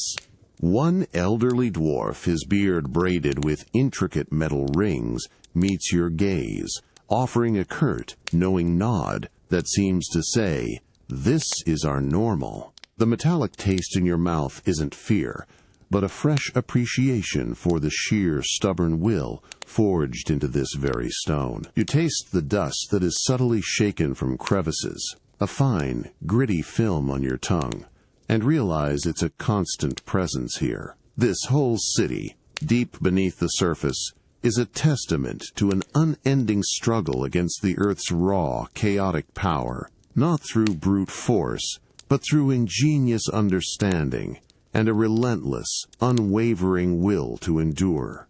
These halls aren't just built, they are constantly being unbuilt and rebuilt, maintained with a patience that spans generations. It's a profound realization that stability isn't a given, but an active, continuous process of adaptation and defiant ingenuity against the very forces of nature. And in that relentless, vibrating persistence, you find a deep, almost unsettling reverence for the unwavering spirit of those who call these rumbling depths their home. The air here is thick and heavy, laden with the musty scent of damp earth, stagnant water, and a faint, acrid tang of forgotten secrets. It's a cold that penetrates your armor, seeping into your very bones, a profound, unsettling chill that has nothing to do with the sun or the sky. Water drips rhythmically from unseen crevices in the low ceiling, echoing with a hollow, wet sound that seems to amplify the oppressive silence. Each drop feels like a tick of a vast, slow clock. You move through narrow, twisting passages, the rough-hewn stone walls pressing in close on either side, almost scraping against your armored shoulders. The ground beneath your boots is slick with perpetual moisture, forcing you to tread carefully, each step an exercise in maintaining balance. Your breath mists before your face, a fleeting cloud in the dim, wavering light of your lantern. The shadows here are not merely dark, they are absolute, swallowing the weak light whole, concealing untold depths and hidden dangers. The rhythmic drip of water is occasionally punctuated by a faint, skittering sound from just beyond the reach of your light, a quick, chitinous rustle that raises the hairs on your arms. You tighten your grip on your weapon, the cold steel a familiar, grounding presence. The air shifts, carrying a faint, unpleasant odor, like something old and decaying, mingled with the earthy scent of raw rock. It's a sensory assault that speaks of a world apart, hidden beneath the civilized facade of the citadel above. Your companion moves ahead, their silhouette a dark, hunched shape against the faint glow of their own light source. Their movements are cautious, their head constantly turning, scanning the claustrophobic space. You sense their heightened awareness, the shared, unspoken understanding of the perils of these forgotten passages. There's a constant, low hum in your ears, not a mechanical sound, but a subtle pressure, like the weight of the immense structure above pressing down, filtering through the earth. You reach out, touching the damp, cold stone wall. It's rough and uneven, coated with a fine, slimy film of ancient moisture. The taste in your mouth is dry, almost chalky, yet tinged with a faint metallic bitterness, like old corroded iron. This isn't just a physical journey through forgotten tunnels. It's a descent into the hidden underbelly of power, into the secrets buried deep beneath the surface. These damp, winding paths are a testament to the fact that every grand structure, every seat of authority, often has its dark, hidden arteries. And in this chilling subterranean world, you realize that the most profound truths are often found not in the grand pronouncements of leaders, but in the silent, forgotten whispers of the earth itself, in the secret passages that tell a story far older and more complex than any written history. The air around you is thick with a stale, metallic tang, like old blood mixed with the damp dust of forgotten stone. It feels heavy, recycled, as if every breath you take is drawn from a chamber sealed away for centuries.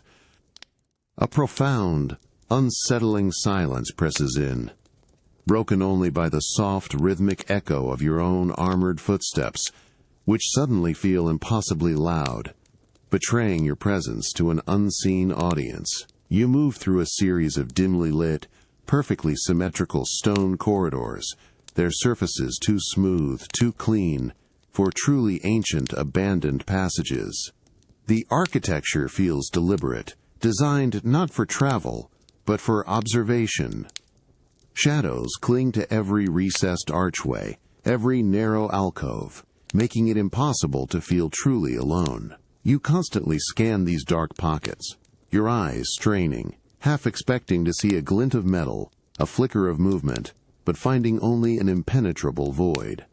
A subtle, cold, prickling sensation dances on your exposed skin, raising the hairs on your arms, a feeling of being watched by eyes you can't see, eyes that are everywhere. Your hand, clammy despite the cool stone walls, grips the hilt of your sword, but the familiar weight offers little comfort against this insidious, creeping dread.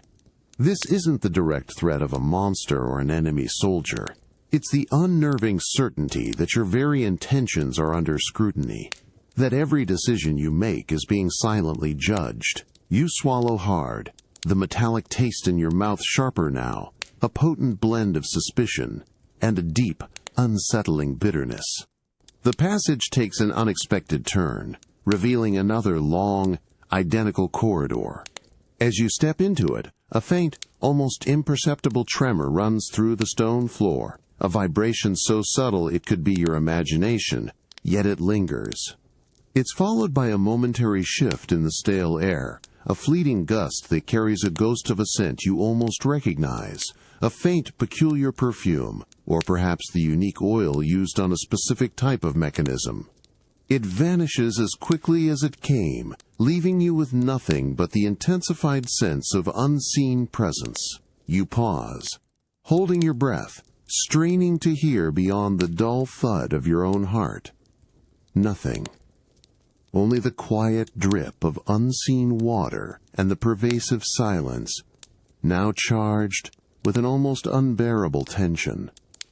Every shadow seems to deepen, every corner to hold a secret. You realize that this is the true power of an empire, not just its armies or its airships, but its ability to weave a web of surveillance so vast, so subtle, that even in the deepest, most hidden passages, you are never truly unobserved. And in this oppressive, silent scrutiny, you learn that the heaviest chains are not forged of iron, but of the chilling certainty that your every move, every thought, every act of defiance is already known, already anticipated, long before you ever make it. The air here is thin and still, carrying the heavy, pervasive scent of cold, broken stone, ancient dust, and a faint, acrid tang of decay.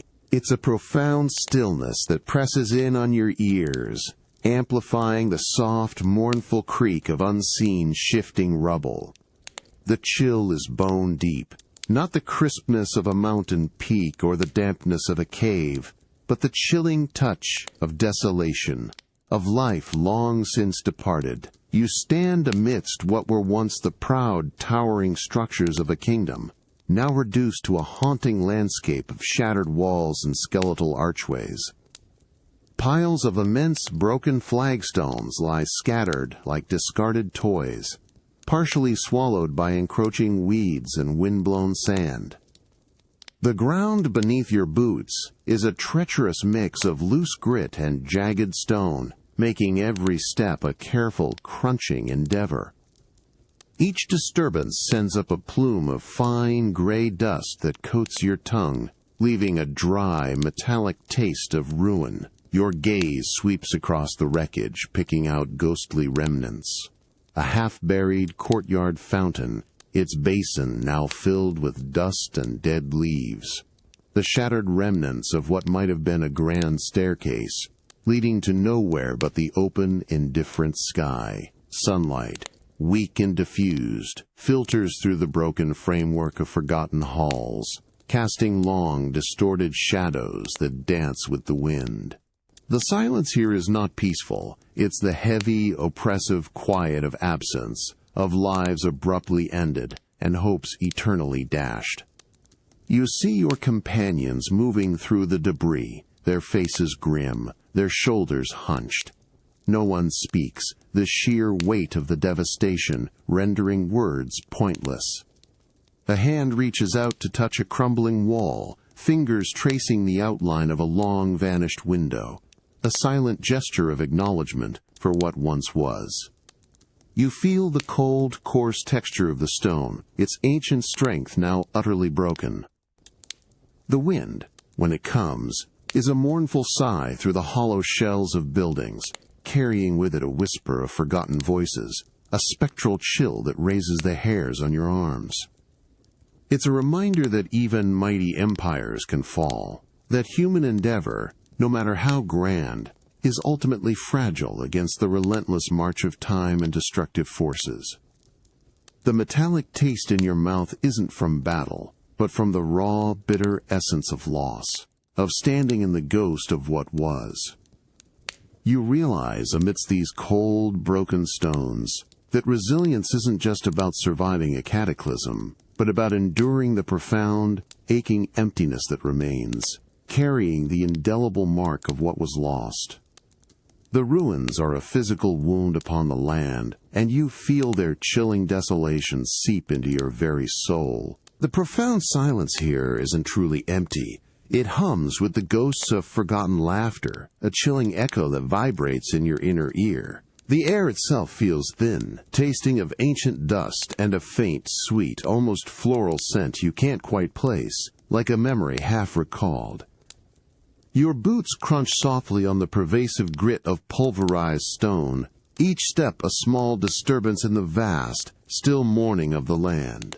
You move through the skeletal remains of what was once a grand plaza, a space now dominated by colossal, broken columns that lean precariously against each other, like giants mourning their fall. The chill that permeates these ruins is not just from the stone. It's the cold touch of absolute absence, of an entire people vanished. Your gaze falls upon a shard of intricately decorated pottery, half buried in the dust. Its faded, once vibrant pattern a stark testament to a life abruptly interrupted. You trace its smooth, cold curve with your gloved finger, feeling the grit of the earth cling to the ceramic. The wind, when it occasionally sweeps through the hollow archways, carries a faint, mournful whisper, rustling through the dried weeds that stubbornly cling to crumbling walls. It sounds like a sigh, a collective breath held for centuries.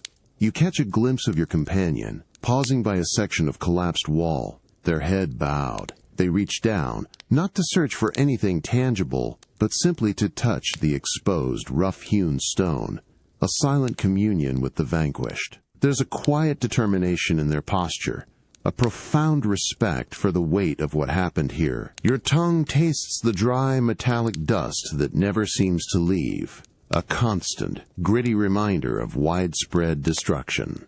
Yet, amidst this profound desolation, something small catches your eye. A single, vibrant, green shoot pushing its way defiantly through a crack in the shattered paving stones, straining towards the weak sunlight. It's a tiny, unexpected burst of life, a stubborn refusal to succumb to the overwhelming barrenness. Its fragile presence offers a sharp, almost painful contrast to the vast, encompassing death around it. That small, resilient green feels like a silent, powerful scream against the silence, a fragile promise whispered across generations of loss. It's a bittersweetness, the realization that even when everything is reduced to ash and rubble, when kingdoms crumble and populations vanish, the spirit of life, of memory, of pure, tenacious existence finds a way to persist. And as you stand surrounded by the haunting echoes of what was, watching that single tenacious sprout, you grasp that true defeat is only when all memory, all possibility of new life, is completely extinguished. These ruins, then, are not just a monument to loss, but a quiet, enduring testament to the unwavering resilience of existence itself. The air here in Feymark isn't just air. It's a shimmering, vibrant medium, thick with a gentle, pulsing glow that paints every surface in shifting hues of soft lavender, deep emerald, and liquid amber. It carries a delicate, sweet scent like dew-kissed petals and distant fragrant honey, mingled with a crisp, crystalline tang of pure, raw magic. It's so clean, so potent, that it almost tickles the back of your throat with each breath. A pervasive, melodic hum vibrates through the very ground beneath your boots, a sound that feels less like noise and more like a lullaby woven from light itself. A continuous, ancient song resonating deep within your bones. Your eyes, accustomed to the stark realities of stone and battle, strain, then slowly adjust to the overwhelming, gentle radiance. Everywhere you look, light seems to breathe, to flow. Trees with leaves of spun silver and bark that glows from within cast intricate, dancing shadows that are themselves softly luminescent. Waterfalls cascade not with simple liquid, but with streams of shimmering energy, splashing into luminous pools that mirror the vast, ethereal dome above, reflecting stars you've never seen. The ground beneath your heavy boots feels soft, almost springy, like walking on a carpet of moss woven with starlight, cushioning every step. You reach out, and the light itself feels tangible, a soft, cool caress against your armored hand, leaving behind no warmth, only a faint, exhilarating tingling sensation that dances up your arm. Figures, ethereal and graceful, drift silently through the glowing glades, their forms seemingly woven from mist, starlight, and pure energy. They move with an ancient, unhurried elegance, their faces serene, their eyes deep pools of wisdom that seem to gaze right through you, into the very core of your being. They don't speak with voices, but their presence communicates a profound, ancient peace, a deep, unwavering connection to the very essence of this vibrant, living magic. The melodic hum intensifies slightly, a wave of subtle, pervasive energy washing over you, raising goosebumps on your arms, not from cold, but from the sheer, raw power of this realm. It tastes impossibly clean on your tongue, like cool water, infused with starlight and pure essence, leaving a lingering, sweet, almost electric aftertaste that makes your senses sing. Your armor, usually a comforting weight, feels oddly heavy here, a solid, earthly shell that suddenly seems cumbersome in a world made of pure spirit and light. It's a stark, almost disorienting contrast, your heavy metal-clad body against the flowing, luminous forms that surround you. You realize that this place doesn't just hold magic. It is magic, a living, breathing testament to elemental power in its purest form. Every light, every sound, every scent, every texture is a manifestation of an ancient harmonious energy, a profound symphony of existence. You stand, humbled and utterly awed, feeling the vibrant, pulsing heart of a world that defies all earthly logic, a place where the very fabric of reality is woven from the purest dreams and primal forces. In this glowing, ethereal embrace, you feel both incredibly small, a mere visitor from a coarser world, and intimately connected to something infinitely vast, beautiful, and profoundly sacred. It's a quiet truth that some places exist not just to be seen, but to be felt, to be absorbed into your very soul, leaving an indelible mark long after you depart. The melodic hum that permeates Feymark deepens now, resonating not just in the ground, but in the very air around you, taking on a more complex, almost orchestral quality. It's accompanied by a new scent, subtler than the flowers and honey, a clean, sharp aroma like ozone after distant lightning, mingled with an ancient, earthy musk that speaks of primordial forests and untamed power. It tingles in your nostrils, invigorating and slightly unsettling. You move deeper into the luminous glades, your heavy boots feeling strangely solid, almost jarring against the soft, glowing ground. Here, the light itself seems to coalesce, forming into impossibly graceful, fleeting shapes. A colossal, serpentine form, woven from swirling starlight and deep indigo mist, glides silently past. Its luminous eyes, devoid of pupils, fix on you for a moment. There's no aggression, no curiosity, just a profound, ancient knowing that seems to pierce directly into the core of your being. You feel a gentle, yet undeniable pressure against your mind, a vast, wordless question posed directly to your soul, before the magnificent creature dissolves back into the shimmering light, leaving only a faint, lingering coolness in its wake. Other forms emerge from the radiant flora, winged figures with bodies of pure emerald light, their wings beating with silent rhythmic pulses. Four-legged creatures resembling stags, but with antlers made of living crystal, their hooves barely disturbing the luminous moss. Each one possesses an alien, breathtaking beauty, a sense of belonging to this world that makes your human form feel clumsy, out of place. Your armor, gleaming in the ethereal light, feels incredibly heavy now, a solid, earthly shell in a realm where existence seems to flow and shift like water. The air around you grows heavy with an unseen energy, a palpable weight that presses lightly against your chest, making each breath feel deeper, more charged. You taste it on your tongue, a raw, untamed magic, sharp and vital, like biting into a perfectly ripe, exotic fruit that hums with an internal power. It leaves a faint, electric aftertaste, a sensation that makes your senses sing with an almost painful clarity. You see your companions, their faces upturned, eyes wide with awe, a profound reverence, and a hint of trepidation. They, too, feel the immense, quiet power of these beings, these spirits of the wild that are as old as the world itself. One of the crystalline stags pauses, its head cocked, its glowing eyes meeting yours. You feel a wave of profound peace, a deep, resonant understanding of natural harmony wash over you. It's a connection that bypasses language, a pure, unadulterated wisdom shared directly, silently.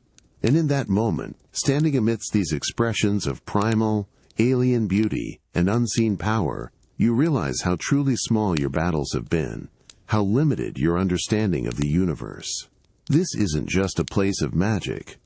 It's a living testament to the vast, incomprehensible forces that truly govern existence. Forces that command respect not through fear, but through their sheer, undeniable magnificence. You are merely a visitor here, and you understand, with a humbling clarity, that some powers are meant only to be witnessed, to be felt, to be revered, without ever truly being understood or controlled. The air around you is impossibly thin, so clean it almost stings your lungs, carrying no scent of earth or metal or magic, but a profound, sterile emptiness. A chilling, absolute silence presses in, so deep it feels like a physical weight, muting every sound, even the subtle hum of the ship's engines. It's the silence of the void, a quiet that swallows all noise, leaving only the frantic beat of your own heart echoing in your ears. You stand at the observation deck of the lunar whale, the polished, cool surface of the hull, a solid anchor in this alien landscape. Outside, through the immense, crystal-clear viewport, the world you know is no longer a landscape, but a shimmering, azure sphere, slowly receding. Clouds swirl across its surface like brushed paint, and the vast blue oceans gleam with reflected sunlight, a breathtaking jewel suspended in an infinite star-dusted black. Below, the earth hangs like a forgotten toy, impossibly distant, unbelievably beautiful. A subtle tremor, a gentle, sustained push, lifts the immense vessel higher, deeper into the inky blackness. You feel no wind, no air resistance, just the smooth, inexorable ascent. The stars, once distant pinpricks, are now impossibly bright, countless diamonds, scattered across an infinite canvas, each one a sun unto itself. They don't twinkle here. They burn with a steady, unblinking intensity, their cold light reflecting in the polished surfaces of the ship, making it shimmer with borrowed starlight. Your companions stand beside you, their faces illuminated by the distant glow of Earth, their eyes wide with a shared, reverent awe. No one speaks, the sheer majesty of the vista rendering all words inadequate. A hand reaches out, not to touch, but to trace the invisible curve of the world, a silent, yearning gesture of connection. You feel the faint, dry taste in your mouth, not of thirst, but of awe, a profound, almost metallic clarity that sharpens every sense. It's the taste of insignificance, of being a minuscule speck launched into an endless, indifferent cosmos. The earth shrinks further, a breathtaking swirl of blues and greens, an entire world contained within your gaze. It's a sight that strips away all earthly concerns, all petty squabbles, reducing them to nothing against the backdrop of true cosmic scale. You realize, looking back at the shimmering sphere, that the greatest journeys are not just across land or sea, but into the vast, humbling emptiness of space itself. And in that profound ascent, detached from the familiar gravity of your world, you feel a breathtaking, almost terrifying freedom, a sense that all possibilities, all destinies, now lie suspended in the silent, star-dusted canvas before you, an entirely new dimension of existence opening up. The air within the ship's observation deck is perfectly still, utterly sterile, carrying no scent at all, just a profound, unsettling absence that feels like a vacuum for your very breath. The silence here is absolute, not merely the quiet of a remote place, but a deep, pervasive void that swallows every sound, even the subtle hum of the life support. It presses in on your ears, a heavy velvet cloak that muffles the frantic beat of your own heart, leaving you feeling profoundly, chillingly alone.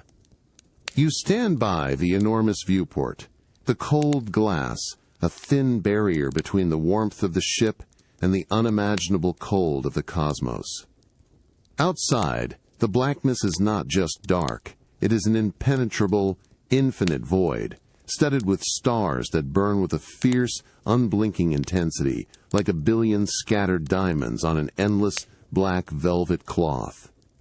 They offer no warmth, only a cold, distant brilliance that emphasizes the terrifying vastness of the expanse. Our home, the shimmering blue marble, is now a distant, delicate jewel, so far away it feels like a memory, a phantom comfort. A subtle, cold tremor runs through you, not from the ship, but from the sheer, overwhelming emptiness beyond the glass. Your skin prickles, a primal instinct reacting to the absolute, unforgiving vacuum. You press your hand against the viewport, feeling the faint chill that radiates from its surface. A stark reminder of the deadly environment just inches away. There's no wind to stir the dust, no gravity to root you, just the constant, silent drift through an indifferent eternity.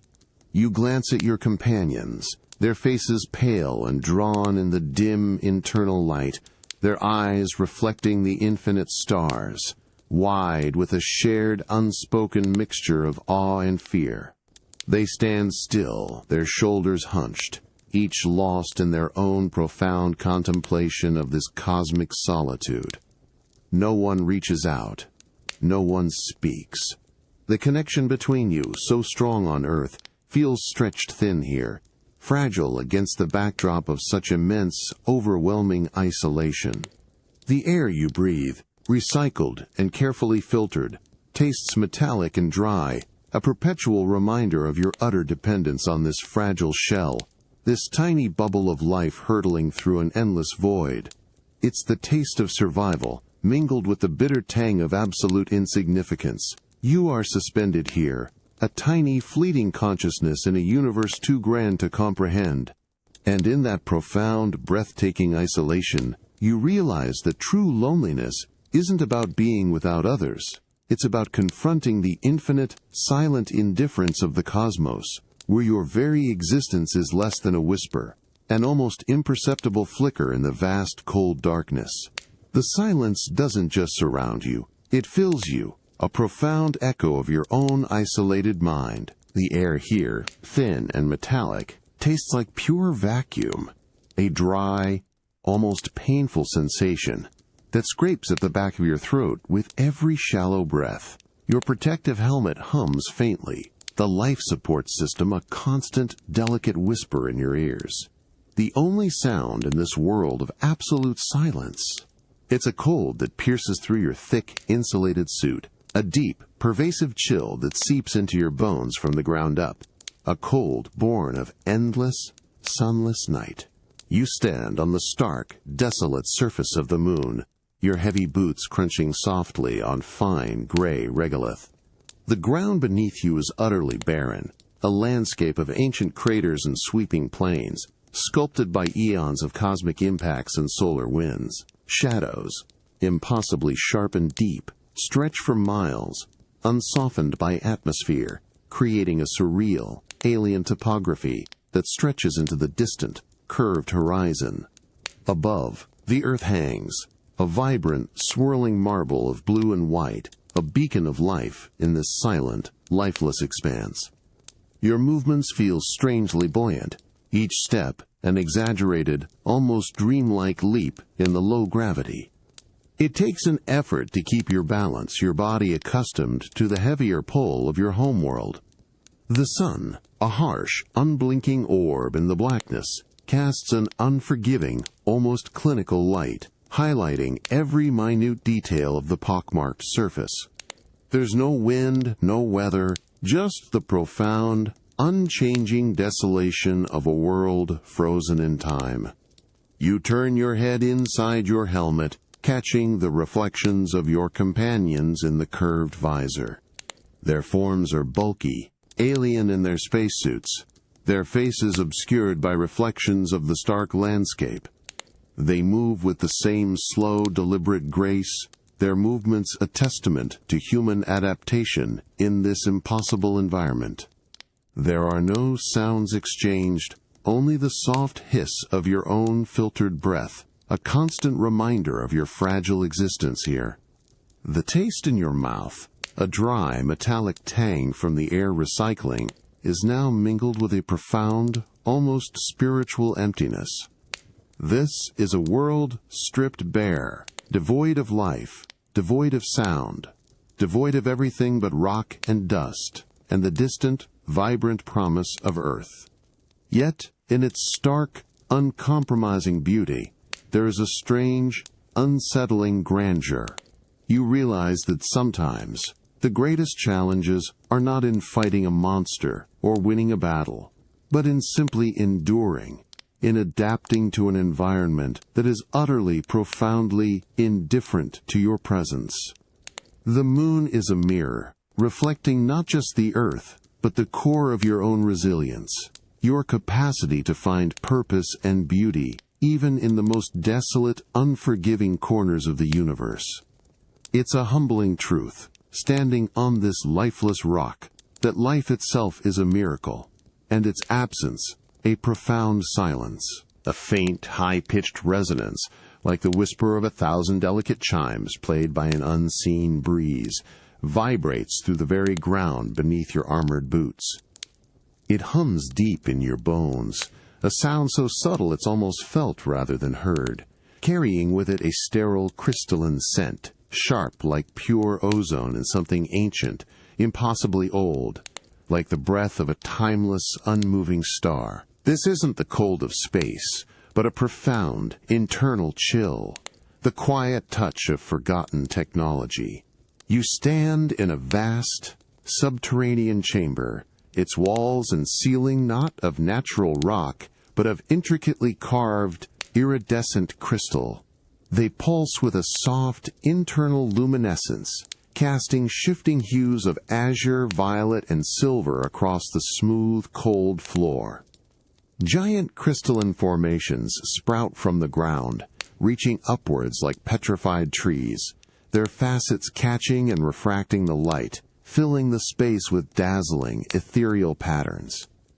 A vast, central platform, shimmering with an unseen energy, dominates the area, covered in complex, glowing glyphs that pulse in sync with the pervasive hum. It's a place of breathtaking, alien beauty, a monument to a science and art beyond human comprehension.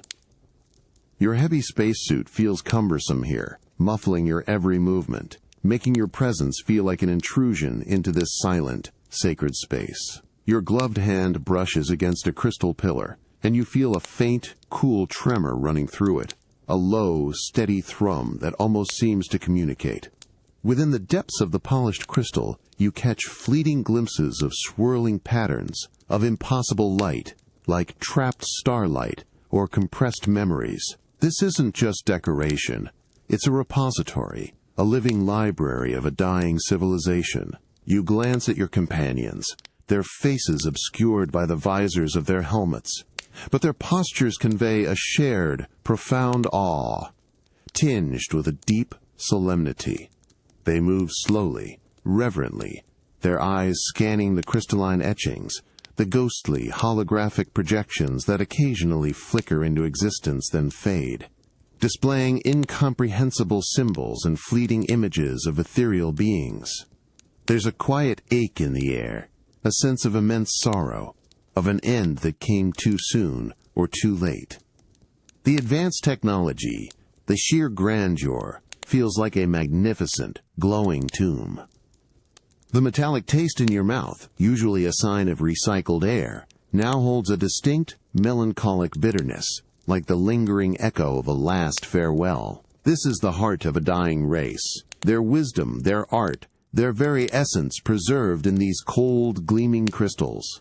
You realize, standing amidst these shimmering monuments to a vanished people, that knowledge, no matter how profound, and power, no matter how vast, cannot ultimately defy the relentless march of time or the quiet inevitability of an ending.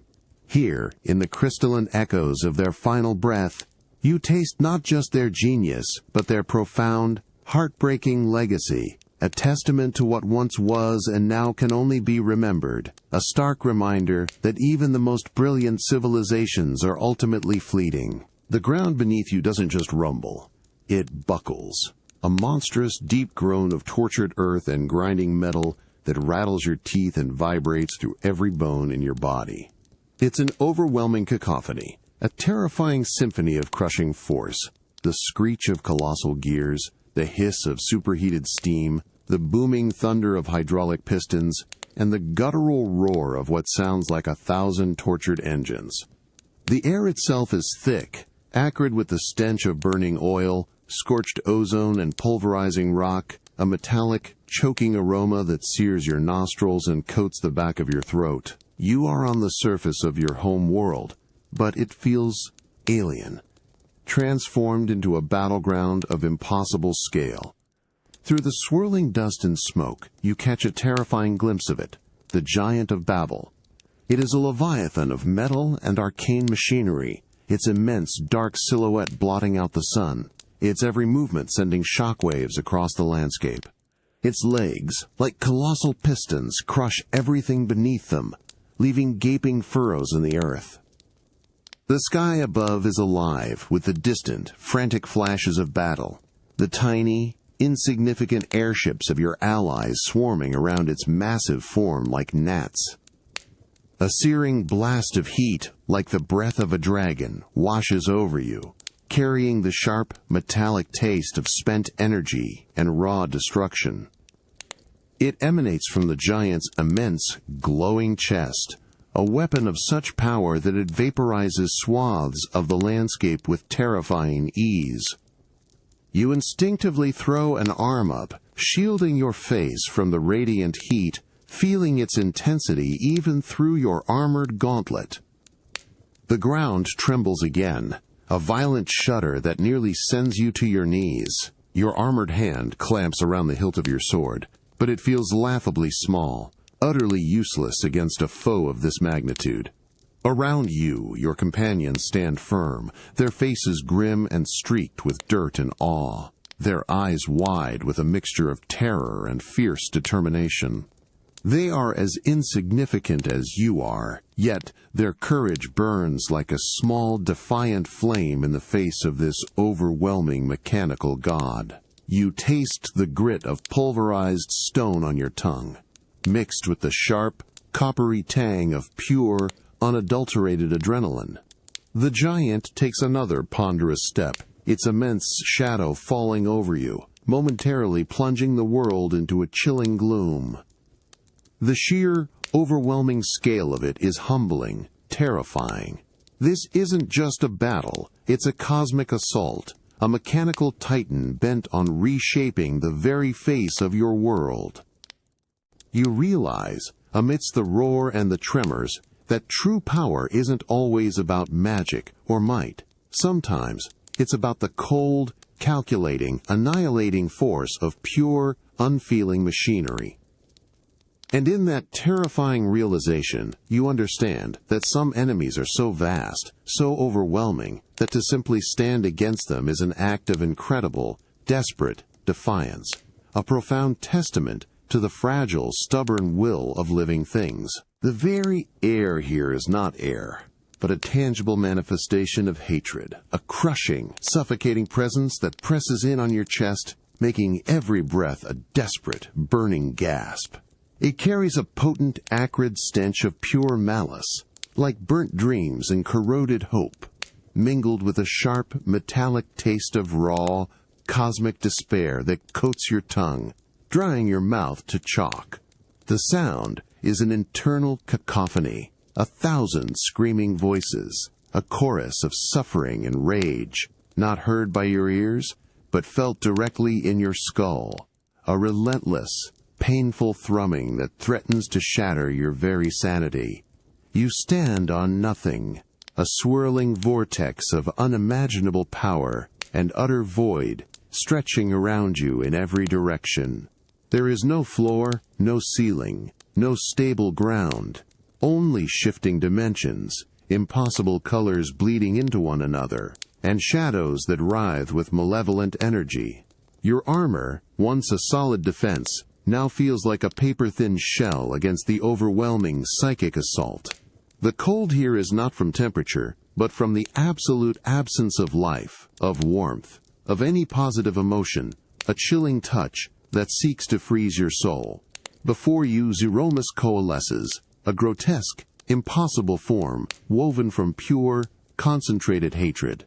Its eyes, if they can be called eyes, are twin abysses of despair, sucking the light from the very fabric of existence, fixing on you with an ancient, annihilating malice. A wave of pure psychic agony washes over you, a crushing weight that makes your knees buckle, threatening to snap your will.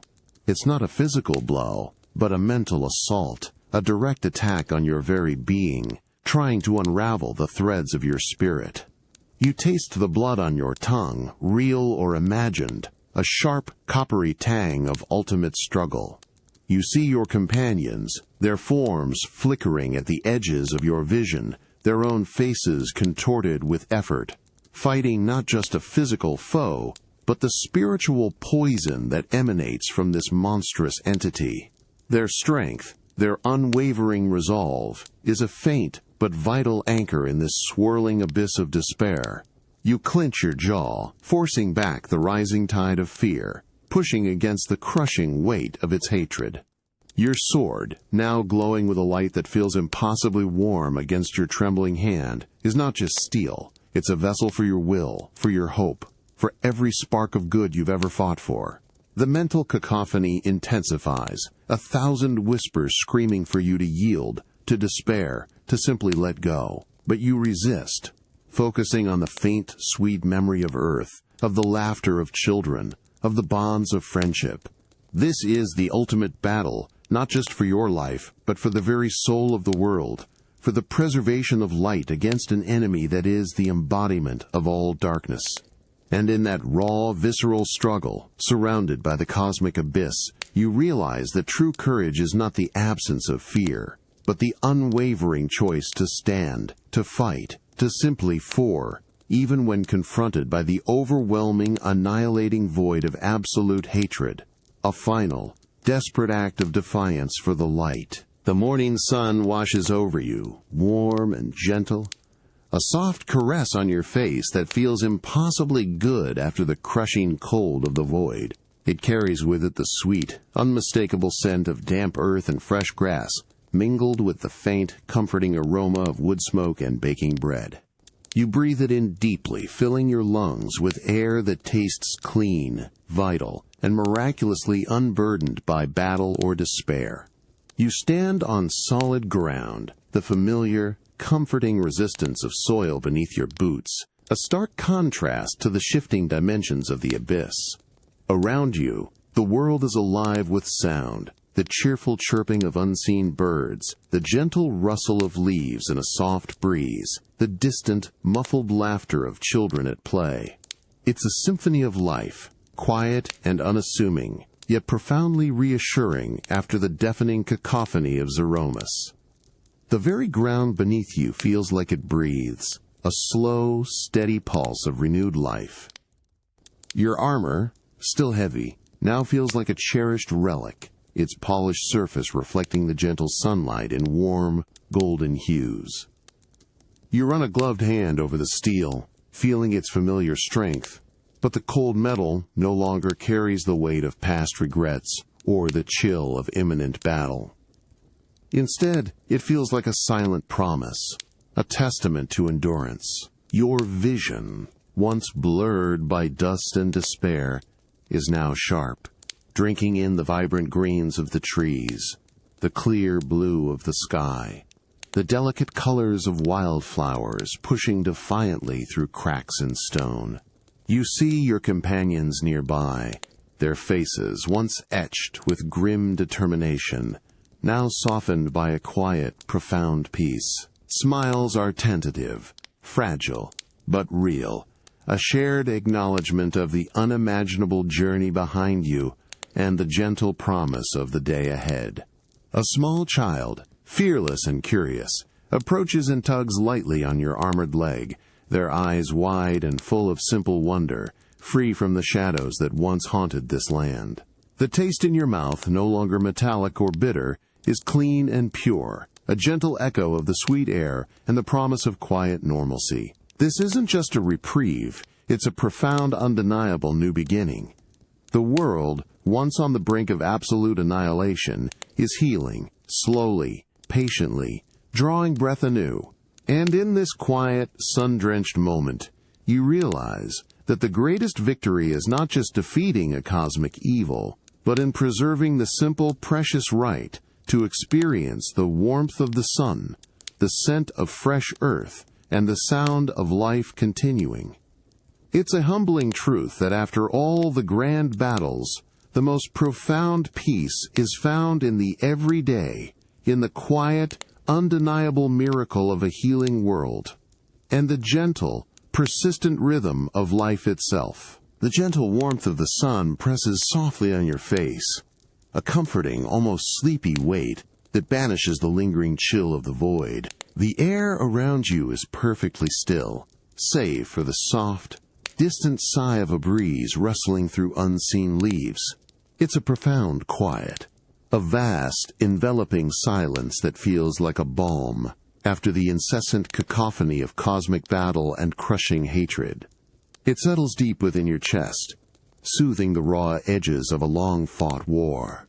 You sit on a rough, sun-warmed stone bench, the familiar, comforting solidity of the earth beneath you, a stark contrast to the shifting, formless abyss. Shoulder to shoulder with your companions, no one speaks. The shared silence between you is rich, a tapestry woven from unspoken understanding, quiet weariness, and a profound collective relief. You catch a fleeting glance from the friend beside you, their eyes holding a deep, ancient fatigue, yes, but also a new, fragile peace that mirrors your own. It's a connection deeper than words, forged in fire and shadow. Your hand, still calloused and hardened from gripping a sword, rests lightly on your knee. You feel the faint, phantom ache of old wounds, the ghostly echo of battles fought, of blows taken, of desperate struggles for breath. The memory of Zeramus, of the crushing, all-consuming hatred, lingers like a phantom limb, a cold whisper at the very edge of your mind. But it is a whisper now, not a scream, a scar, deeply etched into your soul but no longer actively bleeding. The armor you still wear, gleaming softly in the sun, feels less like a burden and more like a testament. You close your eyes for a moment, inhaling deeply, tasting the clean, sweet air, mingled with the faint, earthy scent of healing soil and the distant, subtle aroma of new growth. It's a pure taste, untainted by ash or fear, a sweetness that comes not from sugar, but from genuine, hard-won relief. It's the taste of fresh water after a long thirst, of waking from a nightmare into a gentle dawn. This peace isn't an absence of memory, nor a forgetting of the darkness you faced. Instead, it's an integration, a quiet understanding that the profound evil you confronted sharpened the light within you. The scars you bear, visible and invisible, are not just reminders of pain, but emblems of resilience, stories etched into your very being. In this profound quiet, amidst the slow, steady pulse of a world reborn, you realize that true solace isn't found in erasing the past, but in embracing the whole journey, bitter and sweet, and in finding profound, unwavering strength in the shared, silent tapestry of survival, woven with the enduring, quiet miracle of simply being.